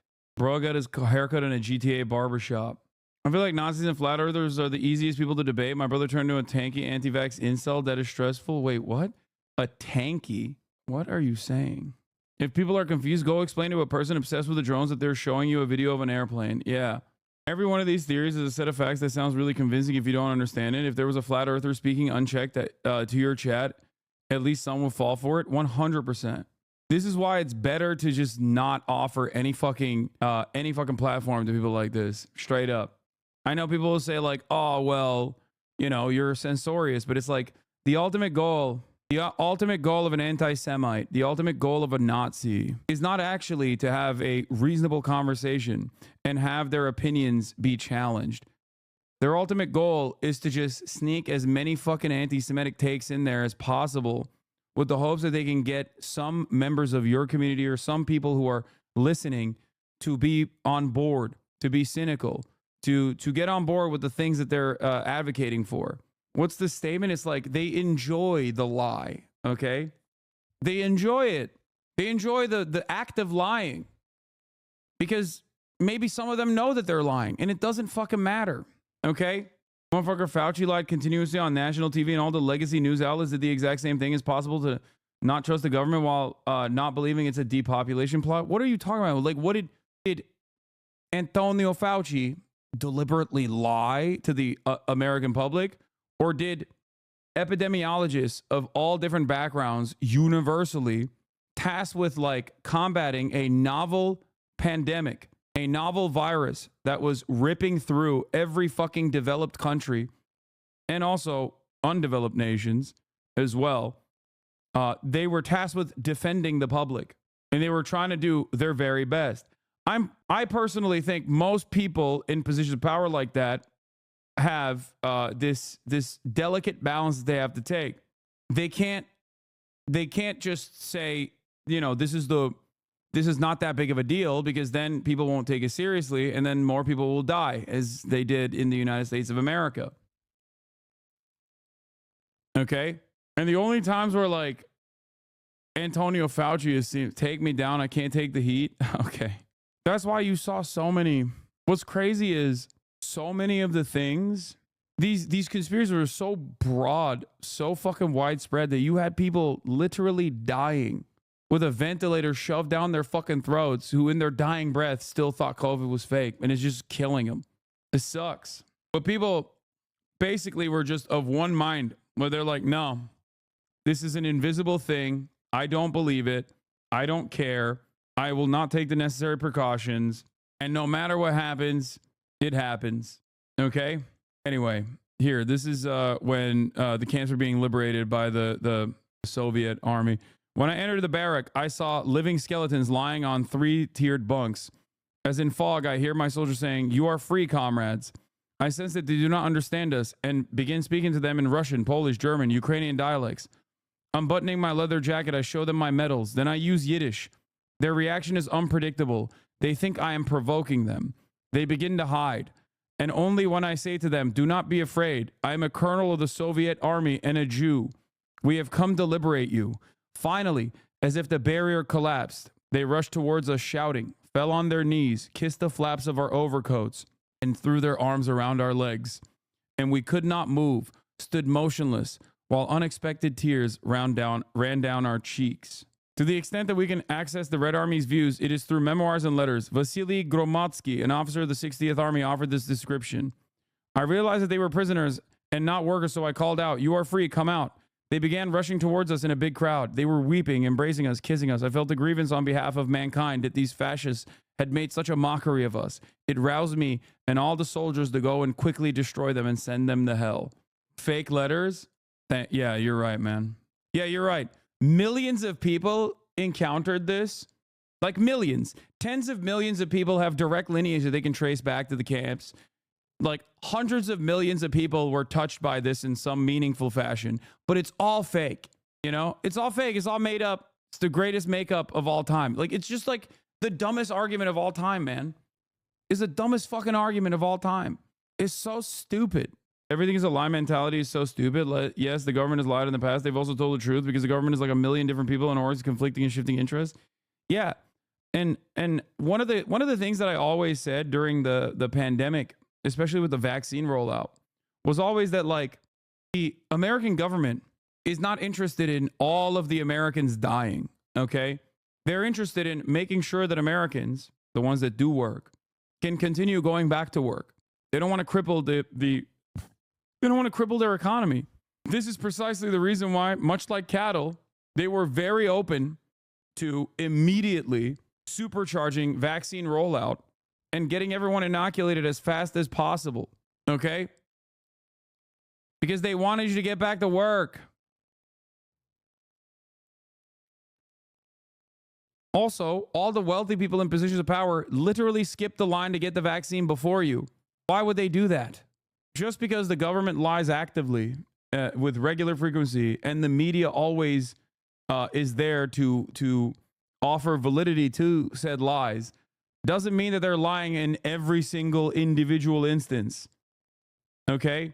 It's very frustrating. You didn't address this schizo chatter point of depopulation? What do you mean? What was the point of depopulation? What? Boo-hoo, lol? What do you mean? What insane thing did I not mention? Holocaust revisionism is why I didn't learn. My extended family that didn't migrate was in the camps because Sephardi's weren't in the Holocaust, just Euro Jews. Meanwhile, somewhere my father has stacks of books on the Holocaust. Revisionism is so fucking deep. Oh, chatter to the government wants to do depopulation, you know, of white people. Yeah, that's really stupid. Why the fuck would the government want to depopulate its own labor force, man? What are you talking about? And why would they especially want to depopulate the most servile, the ones that like actually do, the ones that actually aren't cynical of these fake government narratives about how the vaccines are good for you? You know what I mean? It's so stupid. I mean, does the government lie about everything? They just tell the truth about communism? Yeah. Those people love when the government tells the truth about socialism, you know? That's why all the free thinkers happen to agree with basically like the overwhelming majority of prevailing narratives that come from the media about the dangers of socialism. It's great. Yeah. There's selective skepticism. Yeah, there's selective skeptics for sure. That's precisely the reason why they go, Bill Gates wants to microchip people to make them autistic and gay. But then they turn around and actually say they love Elon Musk, in spite of the fact that Elon Musk is literally the #1 billionaire on the planet, the wealthiest one, the most powerful, and is actively working to put a chip in your fucking brain. It's crazy. Anyway, Trump has attended the Army-Navy football game, but I don't really care about that much. Let's get back to the fucking drones, baby. Speaking of narratives, it's drone time, baby.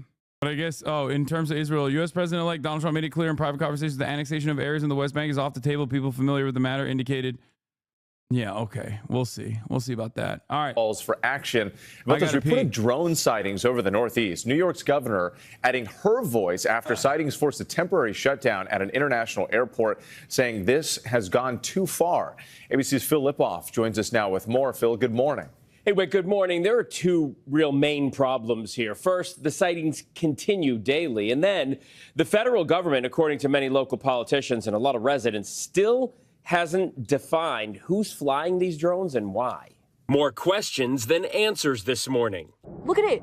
Frustration building with each new drone sighting across the Northeast. And multiple drones all over this airport tonight, man. The FAA forced to slow traffic at Stewart International Airport Friday night north of New York City because of multiple reports of drone sightings in the area. Overnight, Mayor Eric Adams saying his team is taking the reports of drones in the region seriously. We're going to have an immediate response. We're getting ready to check. We're getting ready to look into some new innovative ways of, if need be, to take down drones with the proper permission from the FAA. And New York's Governor Kathy Hochul saying this has gone too far, demanding that the Biden administration step in by directing additional federal law enforcement to New York and the surrounding area. In Ocean County, New Jersey, the Sheriff's Department launching its own industrial drone after numerous reports of sightings in the area.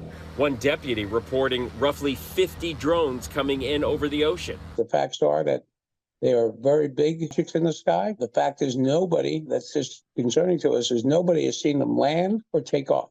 Reports of drones flying near a naval weapons station in New Jersey as well. And I did talk to the commander there. His men are seeing it right there at the base. Are you kidding me? A munitions depot of that caliber, and these drones are hovering in close proximity to it.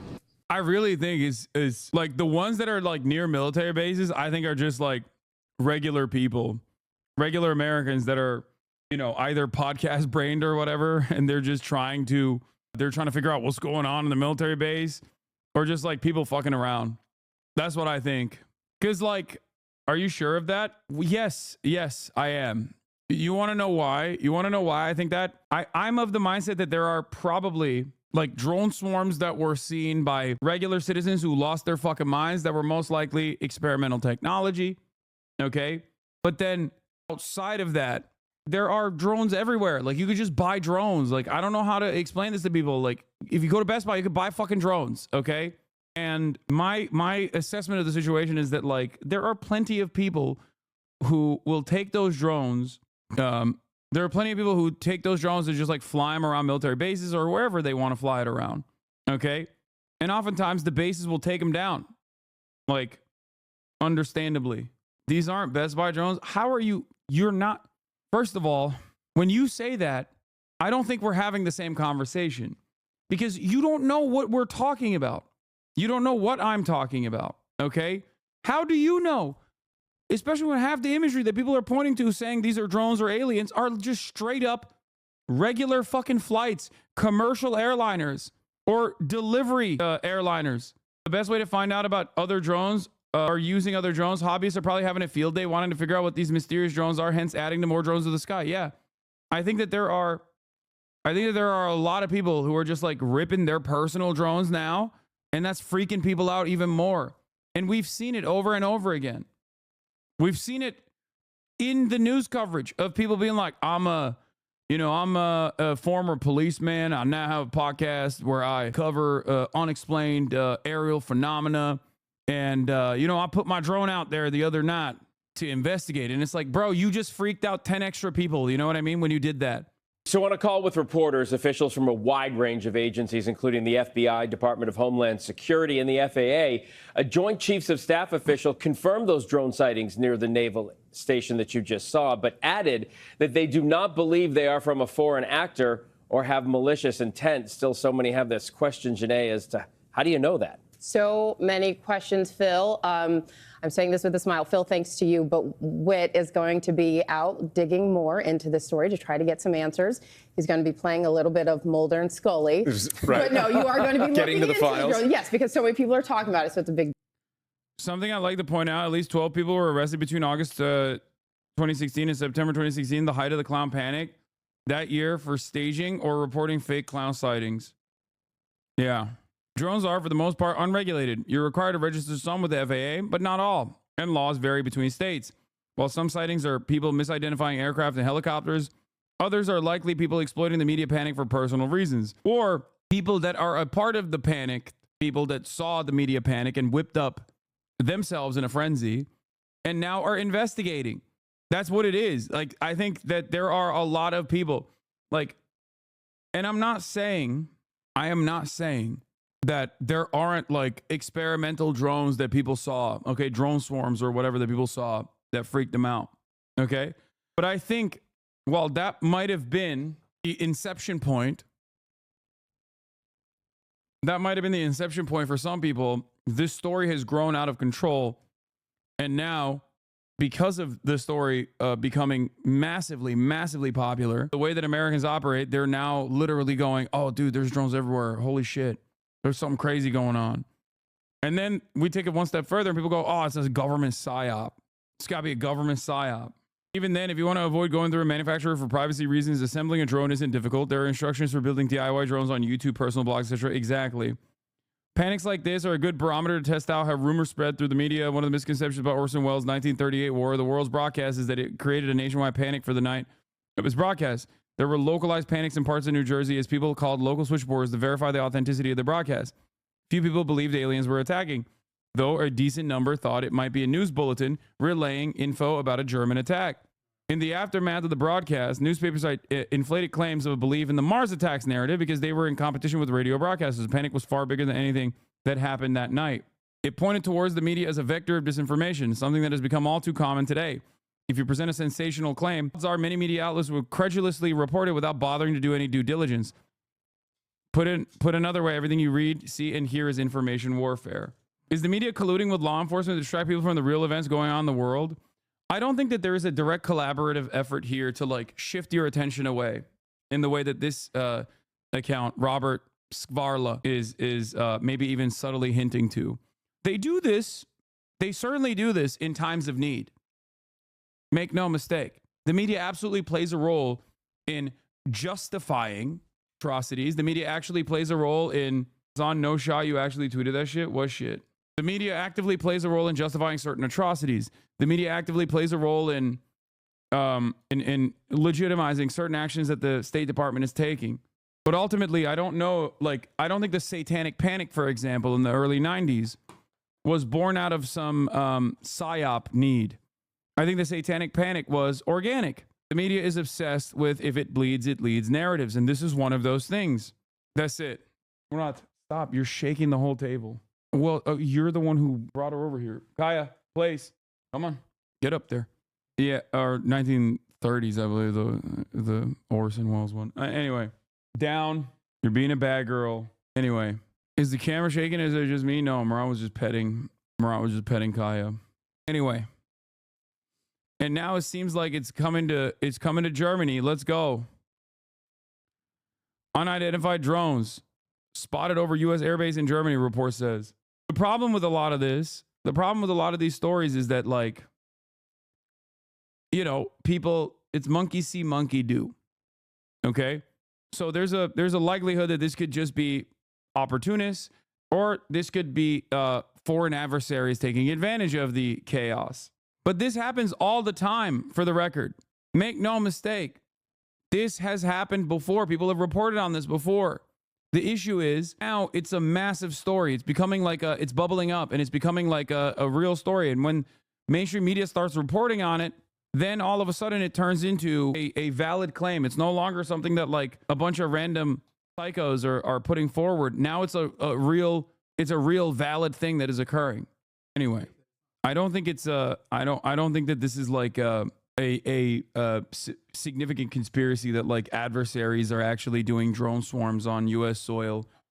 I think that it's, my assessment of it is, I think it was because of the ready availability of drones, and because of how difficult it is for the normal human eye to figure out, especially in the night sky, what is a drone and what is actually a helicopter, or what is just like a commercial airliner, that there is mass chaos and confusion.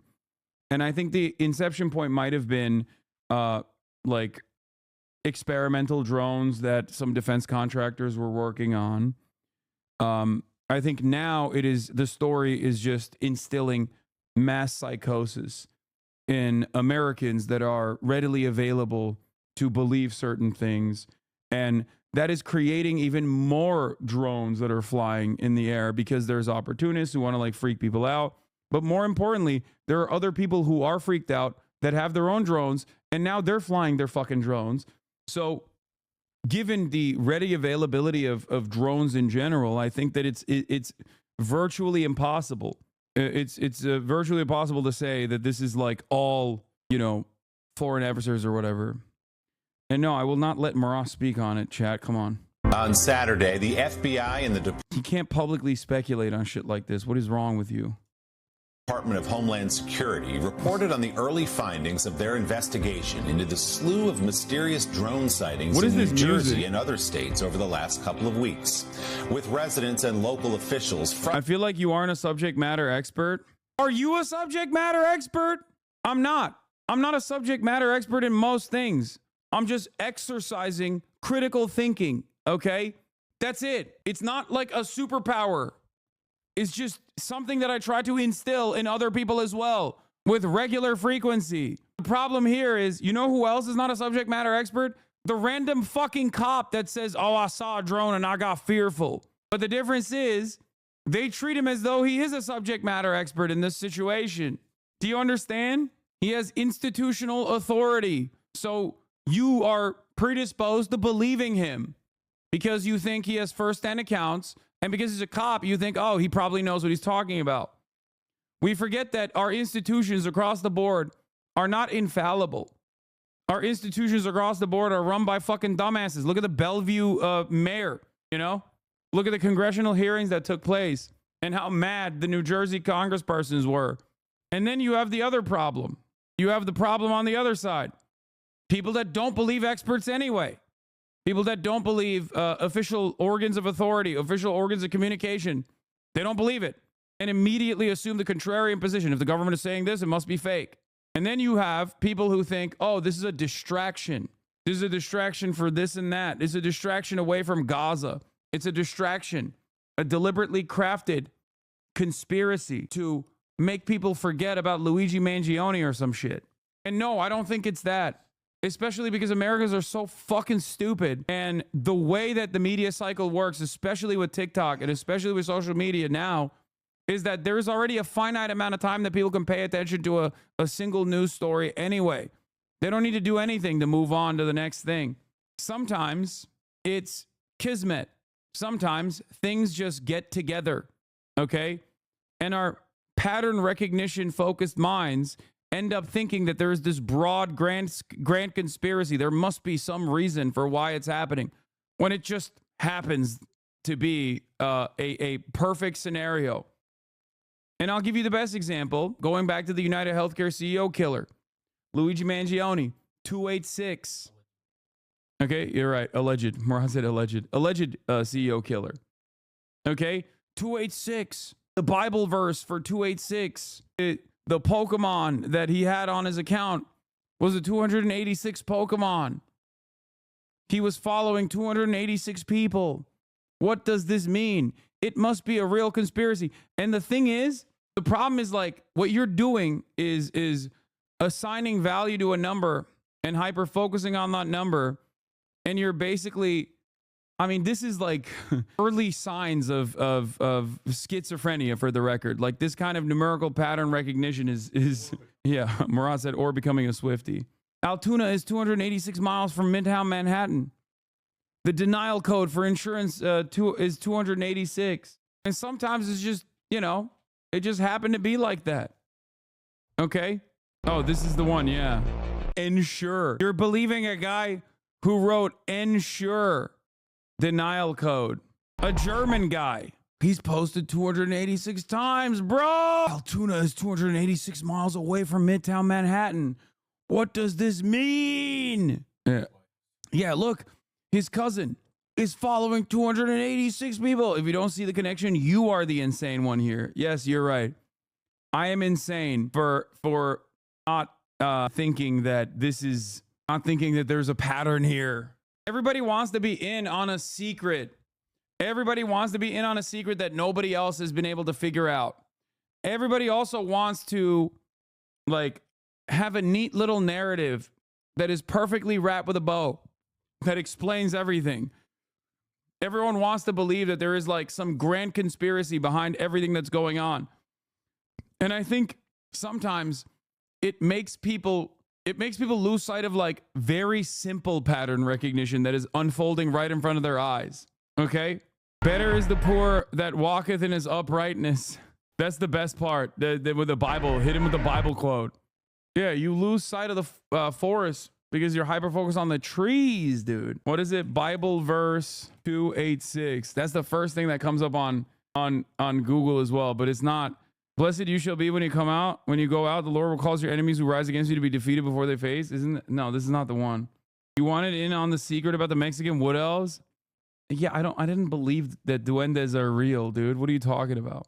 Proverbs 286.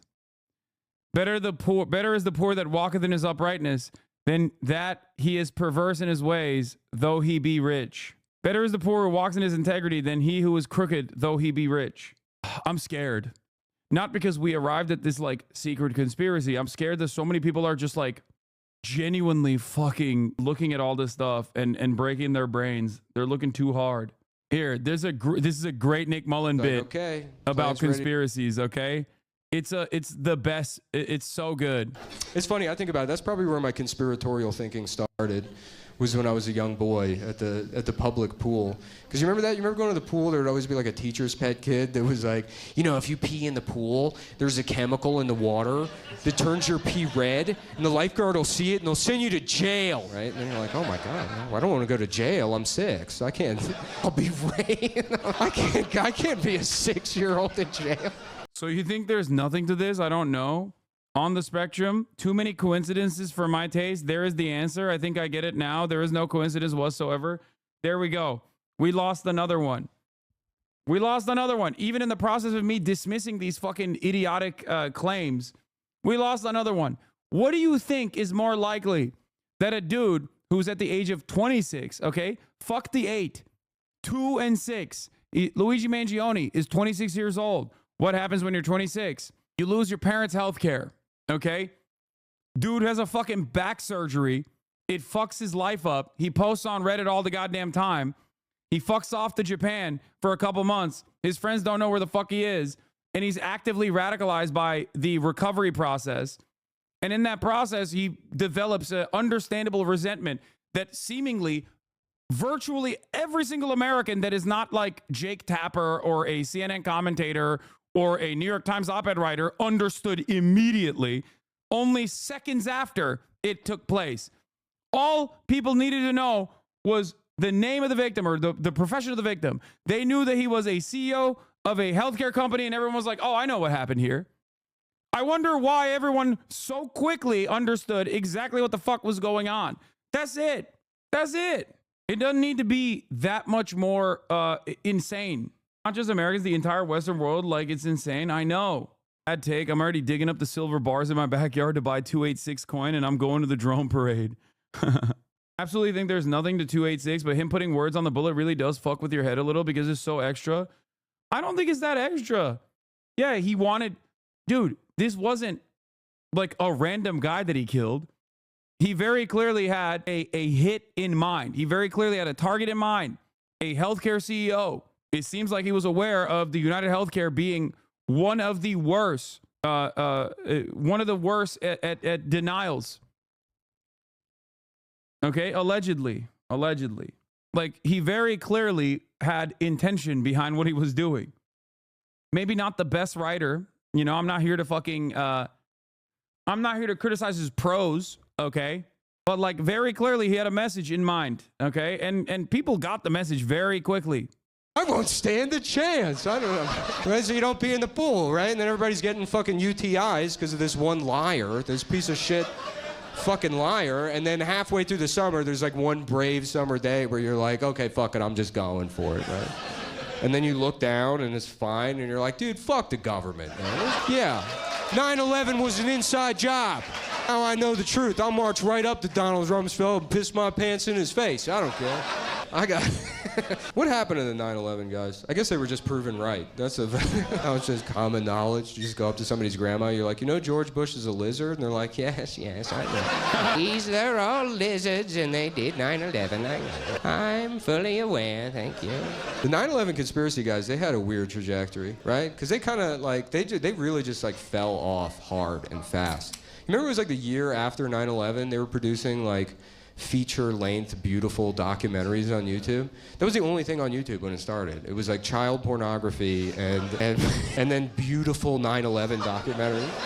True. And now it's the biggest company in the world. Yeah, they made these great documentaries, and then 3 years after that, a 9/11 conspiracy theorist was just the dumbest guy you know, folding up a $20 bill, trying to show you an optical illusion. Do you know any guys like that? I had a friend that would do that. I'd be like, dude, you gotta see this. This is gonna blow your mind. Dude, I think like Zeitgeist specifically was like Loose Change and Zeitgeist for my fucking like prepubescent mind was like lasers, okay?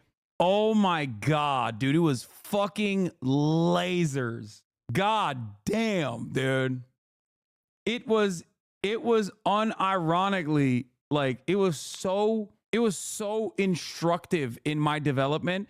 If you were to ask me a single thing from any of those documentaries, I can't remember a goddamn thing. But at the time, it was like a fucking torrented Zeitgeist rip. And I think Zeitgeist wasn't as crazy as like Loose Change. I think was Zeitgeist the one that was like I can't remember what it was. One of them wasn't that bad. One of them was like low key not that bad. It was like it was, I mean, there's varying degrees of like psychotic shit.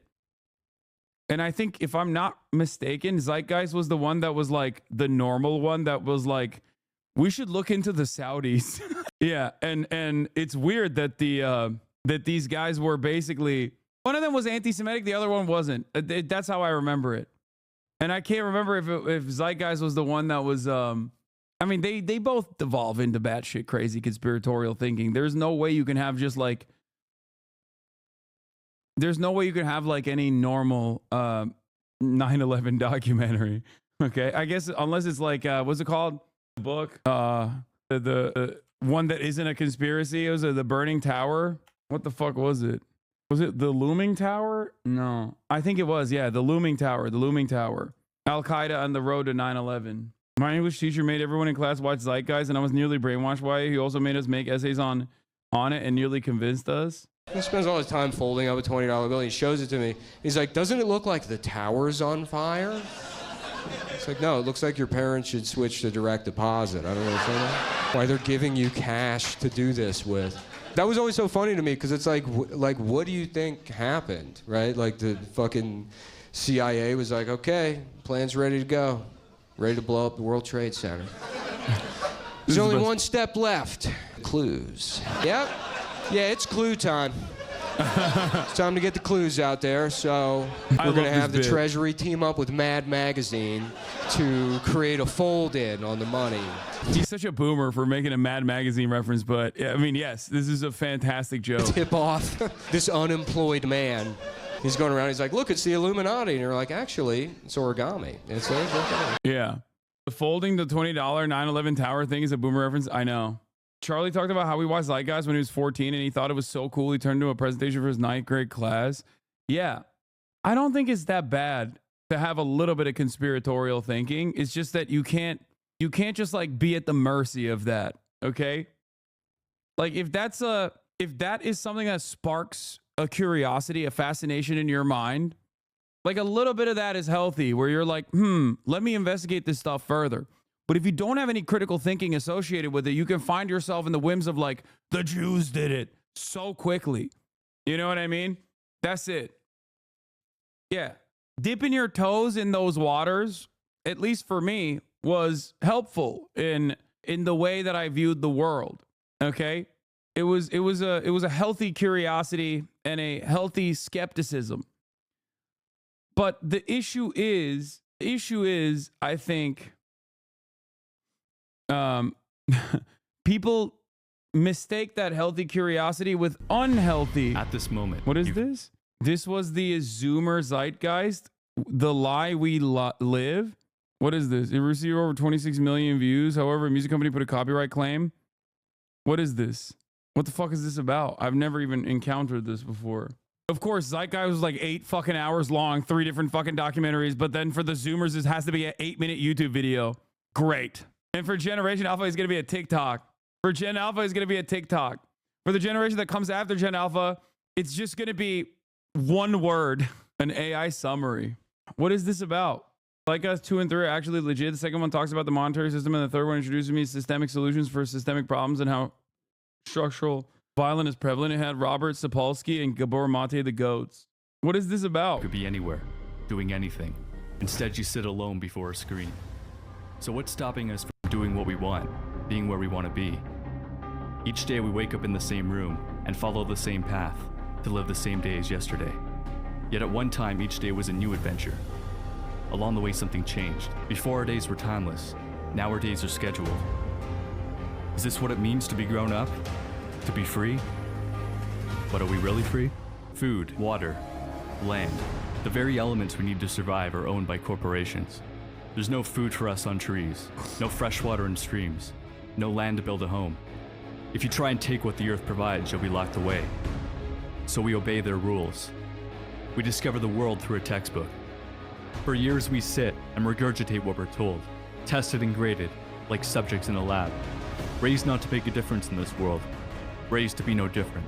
Smart enough to do our job, but not to question why we do it. So we work and work, left with no time to live the life we work for. Until a day comes. Dude, everything, this guy is literally, what's really sad about a lot of these conspiracies is that, like, there is one conspiracy, okay? And I don't mean like a conspiracy theory. I mean like people conspiring, okay? It's just capitalism. And because of an endless amount of Red Scare propaganda, these people will look at all of this stuff and get so fucking close to just being like, yeah, the system is basically designed to keep you servile, docile, work till the day you fucking die, and all of the natural resources that are bountiful and plenty are directly shut off from you. But instead of recognizing that it's just capitalism, they'll turn around and be like, and the solution is drinking raw milk and buying Iraqi dinar. Like, well, what do you, how? Like, how did you basically fucking describe everything correctly and then just got it so fucking wrong? How is that possible? And yeah, the Iraqi dinar is a substitute, by the way. It can be, it's crypto now. All right? It's cryptocurrency, various different cryptocurrencies. When we are too old to do our job, it is here we're left to die.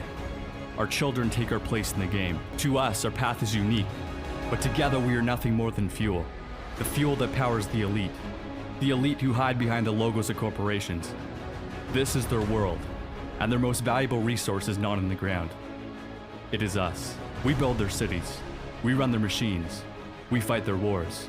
Bro, this is just Das Kapital. Like, reductive so far. It's like the one, like, there is no value without labor. You are labor. You are the labor force. After all, money isn't what drives them. It's power. Money is simply the tool they use to control us. Worthless pieces of paper we depend on to feed us, move us, entertain us. They gave us money, and in return, we gave them the world. Where there are trees that cleaned our air, are now factories that poison it. Where there was water to drink, is toxic waste that stinks. Where animals ran free, are factory farms where they are born and slaughtered endlessly for our satisfaction. Over 1 billion people are starving, despite us having enough food for everybody. Where does it all go? 70% of the grain we grow is fed to the animals you eat for dinner. Why help the starving? You can't profit off them. We are like a plague sweeping the earth, tearing apart the very environment that allows us to live. We see everything as something to be sold, as an object to be owned. But what happens when we have polluted the last river, poisoned the last breath of air, have no oil for the trucks that bring us our food? When will we realize money can't be eaten, that it has no value? We aren't destroying the planet, we're destroying all life on it. Every year, thousands of species go extinct, and time is running out before we're next.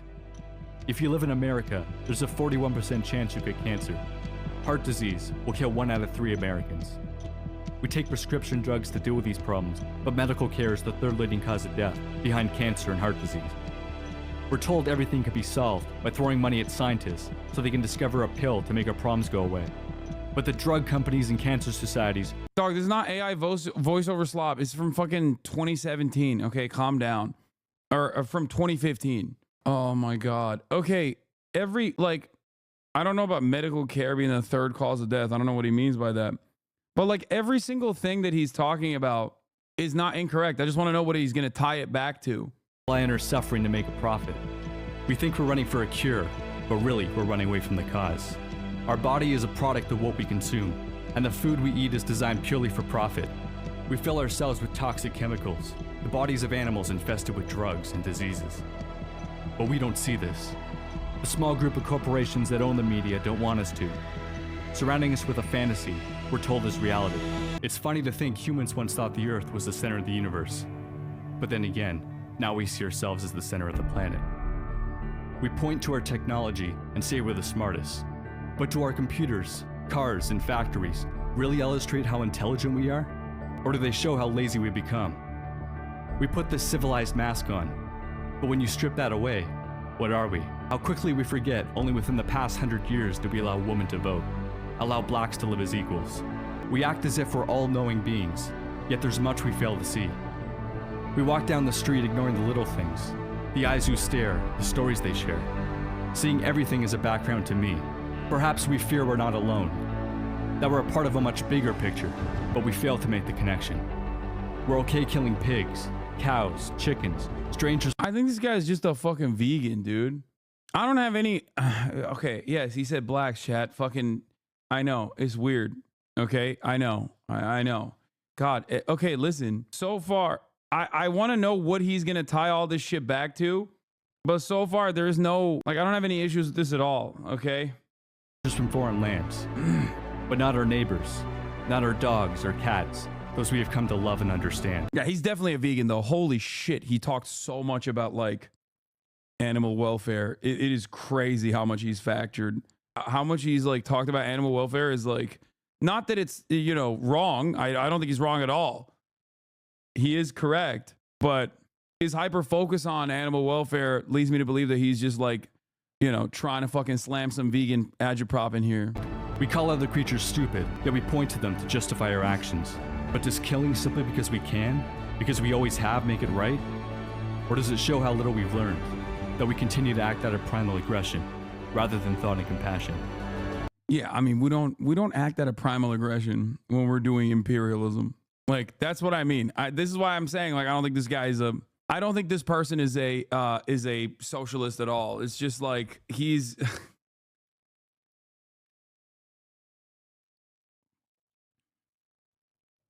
also, yeah, these guys are hunting. There's definitely a very good reason for them to be out there with spears. You know what I mean? One day, the sensation we call life will leave us. Our bodies will rot, our valuables recollected. Yesterday's actions will remain. Death constantly surrounds us. Still, it seems so distant from our everyday reality. We live in a world on the verge of collapse. The wars of tomorrow will have no winners, for violence will never be the answer. It will destroy every possible solution. If we all look at our innermost desire, we will see our dreams are not so different. We share a common goal, happiness. We tear the world apart looking for joy, without ever looking within ourselves. Many of the happiest people are those who own the least. But are we really so happy with our iPhones, our big houses, our fancy cars? We've become disconnected, idolizing people we've never met. We witness the extraordinary on screens, but ordinary everywhere else. We wait for someone to bring change, without ever thinking of changing ourselves. Presidential elections might as well be a coin toss. It's two sides of the same coin.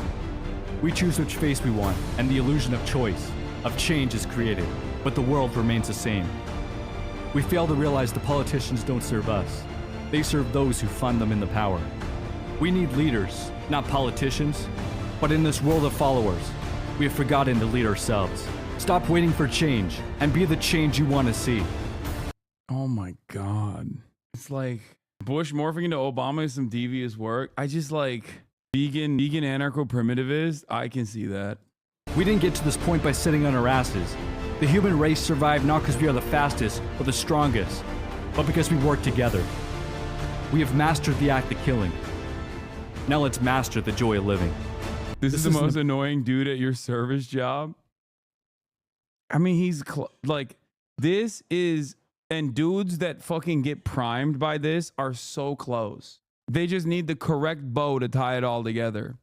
They're close, yet so far away. Okay? Stuff like this, if left unchecked, arguments like this being made by your coworkers, this is the most coworker ass argument. Probably the wokest coworker that you have, and most likely the most annoying coworker you have. Okay? Is if not examined, if not led to its ultimate conclusion, will lead people so far down the craziest fucking rabbit holes. Okay, this is literally, I mean, people are saying this is 2016 Joe Roganism. You're 100% right. And look at 2024 Joe Rogan. Okay, I think one of the biggest mistakes that America engaged in, its biggest self-own, was completely dominating the communication sphere and shutting off every matter of like materialist analysis and socialist learning. Just like shutting off virtually every single American, virtually every single person in the Western world from ever developing an understanding. You don't have to be a card-carrying communist at all.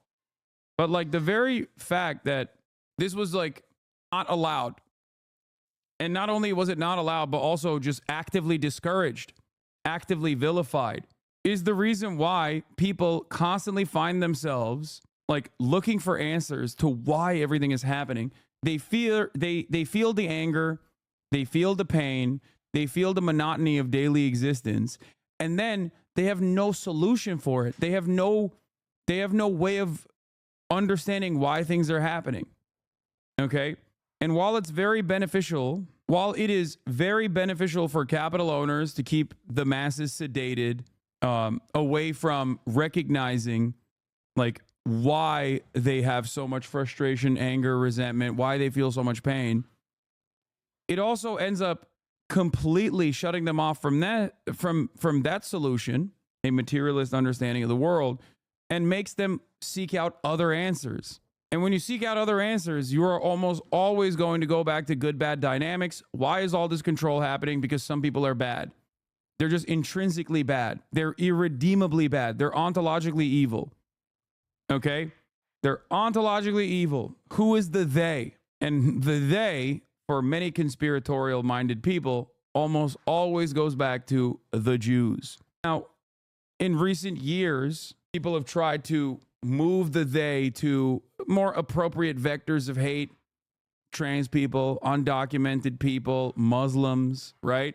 But ultimately, it doesn't matter. It's not the appropriate. It's not the real problem. It's not those who are actually in control. Okay? About saving the planet.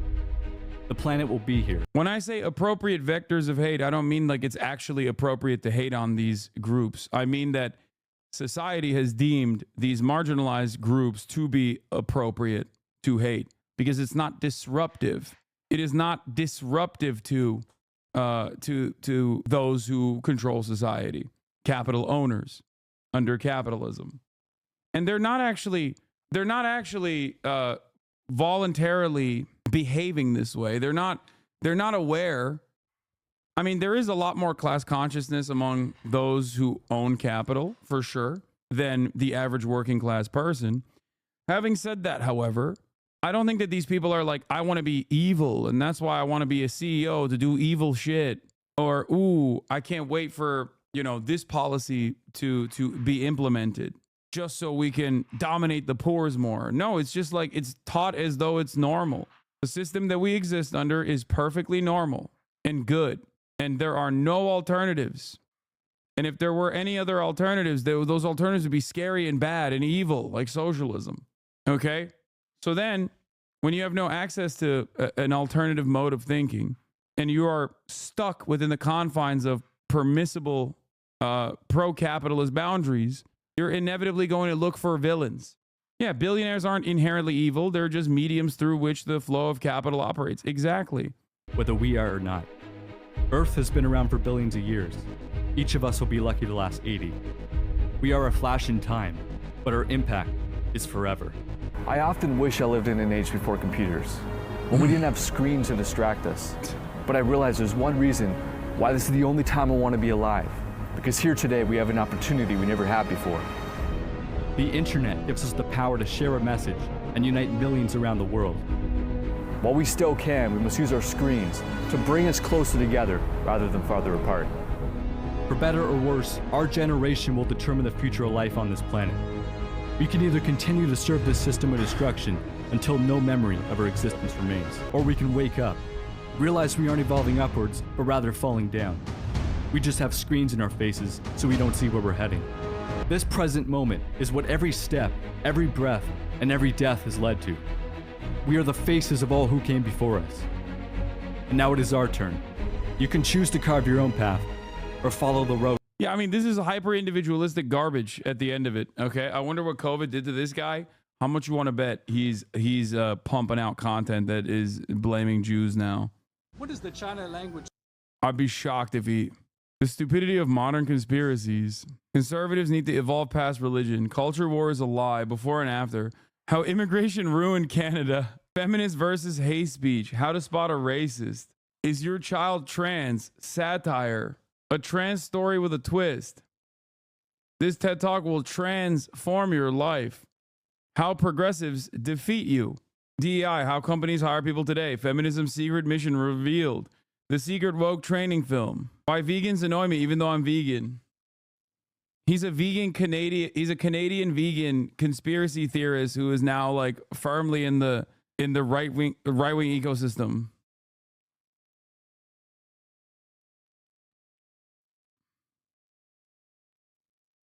The white decline, where is it? He has a white decline video? Oh, the white decline, black pride, white pride. Oh my God. He's an intactivist. Scroll down. Okay, that makes sense. That is the least shocking thing that I have. All his videos are something a 15-year-old realized for the first time and thinks he's a genius. Yeah. So anyway, we're not gonna watch the rest of this shit. We're not gonna watch the rest of his videos. My point is, yeah, at some point when he started questioning these grand conspiracies, these narratives, and the meaninglessness of existence. Okay, what's the urge to dunk on this leftist? Man, shut the fuck up. So far, you don't seem to have much on this guy. A guy who's anti-trans, who's hysterically fucking making 600 viewed YouTube videos about DEI. What a leftist this guy is. The entire point that I'm making is that that person could have turned out very differently. He isn't the zeitgeist guy. I never said he is the zeitgeist guy. Dude, what is happening in my chat today, man? Usually we're just all like, you understand what I'm presenting to you. Okay? You understand what I'm presenting to you. Right now, today, we got a bunch of people who are saying, oh, you said you don't like pancakes? You must mean you hate, or you must love waffles. Very fucking annoying. Sunday chatters is a different crowd, I know. There's hella people screaming you like waffles in the chat. Drone panic has brought in some of the silliest motherfuckers in here. Frustrated by a lack of answers, the Fed saying, quote, many of the reported drone sightings are in fact manned aircraft being misidentified as drones. Information remains thin, leading to growing questions and theories about those objects in the sky. NBC's Sam Brock has more in our Sunday Focus. This music is so funny. What is that? The last time this many people had their eyes trained on the sky, they were watching April's solar eclipse. Now, something much more mysterious has their attention. Drones seemingly everywhere this week. This is crazy how fast this thing's moving now. With sightings reported in at least 5 states, New Jersey alone recording up to 180 per night. How many would you say are above us right now? Residents both curious and alarmed. There was like a humming sound at first, and I was like, it sounded like a helicopter. I was like, it wasn't strong enough to be a helicopter.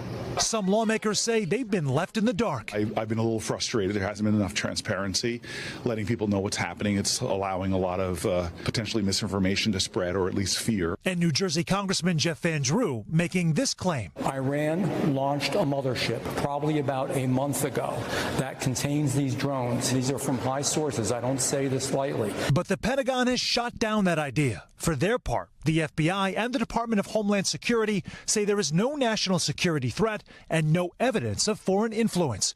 But then, what is going on? Coming right above my house. One popular theory, the U.S. government is flying these drones as part of a top-secret program, something the Secret Service denies. Frank Fogluzzi served as Assistant Director for Counterintelligence at the FBI. Is it the federal government that's testing something? Do you think there's any credence to that? The public is going to jump to a conspiracy theory. And by the way, I understand that. If they're going to think, look, we're not getting all the facts. This can't be that the government doesn't have answers. It must be that they're covering up some secret testing program. The FAA is the agency in charge of creating drone regulations, but they may not have all the tools they need for enforcement. This is yet another example of technology getting out in front of us. And now we're wondering, who's in charge? And some of those drones are reportedly quite large. A recreational drone is typically around 1 to 2 feet in diameter, but these mysterious drones are said to measure up to 6 feet, roughly the size of The other part of this is like, who measured them? Like, people just, the very same people that think these drones are 6 feet are, the people that say these drones are definitely 6 feet are ironically the very same people that think planes are fucking drones. You know what I mean? I'm not so convinced that they've seen hella 6 feet drones. I have yet to see any of these fucking drones in broad daylight. And I don't understand, like, I don't understand where these flying fridges are. And yet they've yet to be captured by, you know, all of these. They've yet to be captured by these people. Math equations, maybe? refrigerator. Drone capabilities are also expanding. Police now use them for crowd control and to assist first responders.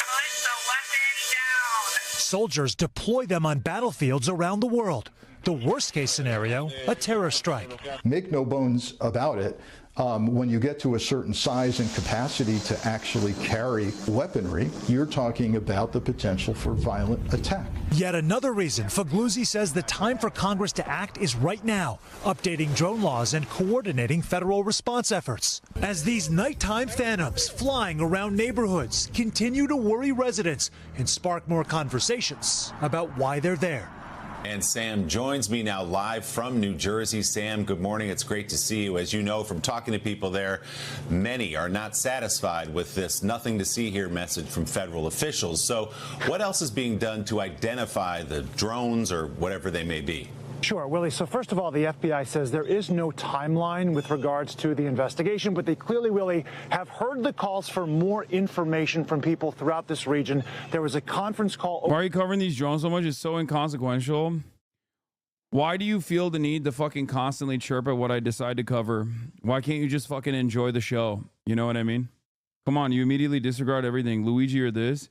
On the Spectrum 2005. Yeah, I didn't disregard Luigi. I just disregarded that, like, the 286 narrative has any sort of serious, like, that there's, like, any sort of serious thing happening. Oh, my God. Same chatter who's like, nah, I believe that Luigi actually was doing something with that 286 number. Over the weekend that involved the FBI, the FAA, the Department of Defense, the Department of Homeland Security. Some really crucial nuggets coming out of that. Some of the highlights. They received about 5,000 tips to their national tip line. They say roughly 100 of them or less were actually actionable, which is to say fewer than 2% of all of the calls. There is also apparently a huge coinciding, Willie, between the reports that are coming in, the density of those reports, and the flight patterns for LaGuardia, Newark airports. So they're seeing potentially the narrative supported that people might be confusing manned aircraft for drones. You also have another sort of nugget here that was pretty crucial. There's no evidence of a connection between what's been seen in the greater New York, New Jersey area and other parts of the country. All of that to lead to the fact that the FBI says there might be a slight overreaction here, but there are... About the 6 feet claim from a recent NBC article, eyewitness report, social media videos, officials confirm the drones are up to 6 feet in diameter, can quickly go from emitting eerie lights to no light at all and often avoid detection. Why do they emit any lights whatsoever if they're spying drones? 6-foot drone for sale. The Aurelia X8 Max, ready to fly. To turn off lights to hide from cop drones? What are you talking about? Why would they have the lights on to begin with then? Why? Why do they have the lights on to begin with if they're here to spy on us? Vloggers getting B-roll or government conspiracy? Probably aliens. When I'm sending drones to surveil highly sensitive sites, I like to use extremely bright beacon and strobe lights to make sure that every knuckle-dragging drooler in a 200-mile radius can spot them. Exactly. Like, why the fuck? Are you in on it too? Yeah, I'm in on it, dude. I'm in on it. I have the technological prowess of a goddamn caveman or an ape, but I'm secretly a part of this vast conspiracy of drones that are being unleashed upon American military bases, and perhaps more importantly, like Bellevue, New Jersey, and the important cultural landmarks that exist there, like the Wawa down the street. And I know that we have to hide the truth. We must hide the truth. We must shelter the American public from this secret conspiracy. Real-world consequences. On Friday, about 90 minutes outside of New York City, an airport had to shut down one of its runways for roughly an hour because of drone sightings. The governor of the state, Kathy Hochul, saying that this now has gone too far, Willie. Wow, it is so fascinating and still a lot of answers to be had here. We'll continue to stay on it. Sam, thanks so much. Hey, thanks for watching. Let's bring in Homeland Security Secretary Alejandro Mayorkas. Mr. Secretary, thank you for joining us this morning. Can you clear up the confusion here? Absolutely, George, and thank you very much for having me. There's no question that people are seeing drones, and I want to assure the American public that we in the federal government have deployed additional resources, personnel, technology. It's so funny because this motherfucker operates drones along the border. Like, that's what the Department of Homeland Security does. Fuck you think they do? They have drones that operate all alongside the fucking border, the U.S.-Mexico border. They're engaging in mass surveillance in real time, all the time. To assist the New Jersey State Police in addressing the drone sightings. Some of those drone sightings are, in fact, drones. Some are manned aircraft that are commonly mistaken for drones. And we do see duplicative reporting. But there's no question that drones are being sighted. Let me set the record straight here, George. There are thousands of drones flown every day in the United States. Recreational drones, commercial drones.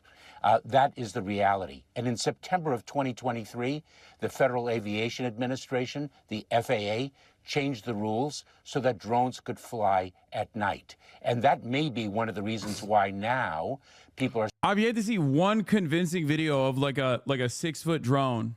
I'm not even saying that there aren't any. And I'm not saying that there aren't probably like what do you call it? I'm not saying that there aren't probably like fucking, you know, defense contractors just like testing out their new technology. Okay, half of the UAP sightings from like Navy officers or whatever is usually just that. Okay, half of the UFOs that they spot are basically just that.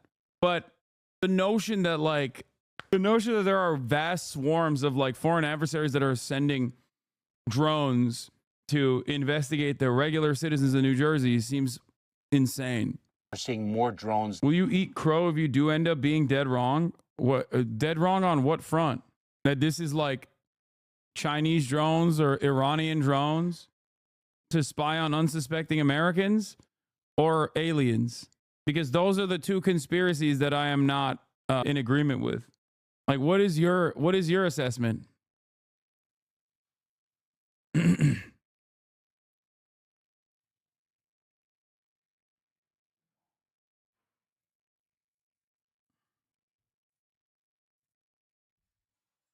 There are cinema grade drones used to film. Here's one in action exactly in the beginning. Yeah. What's up, guys?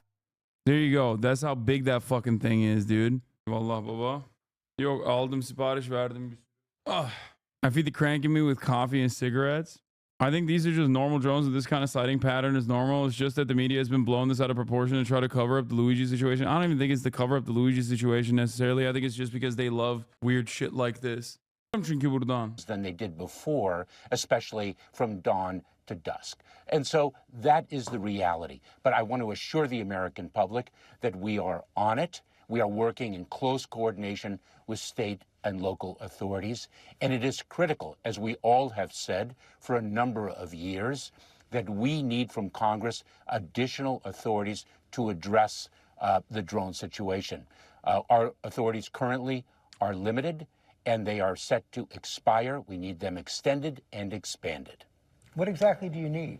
We want state and local authorities to also have the ability to counter drone activity under federal supervision. That is one important element that we have requested, and we've heard it echoed by the state and local officials themselves.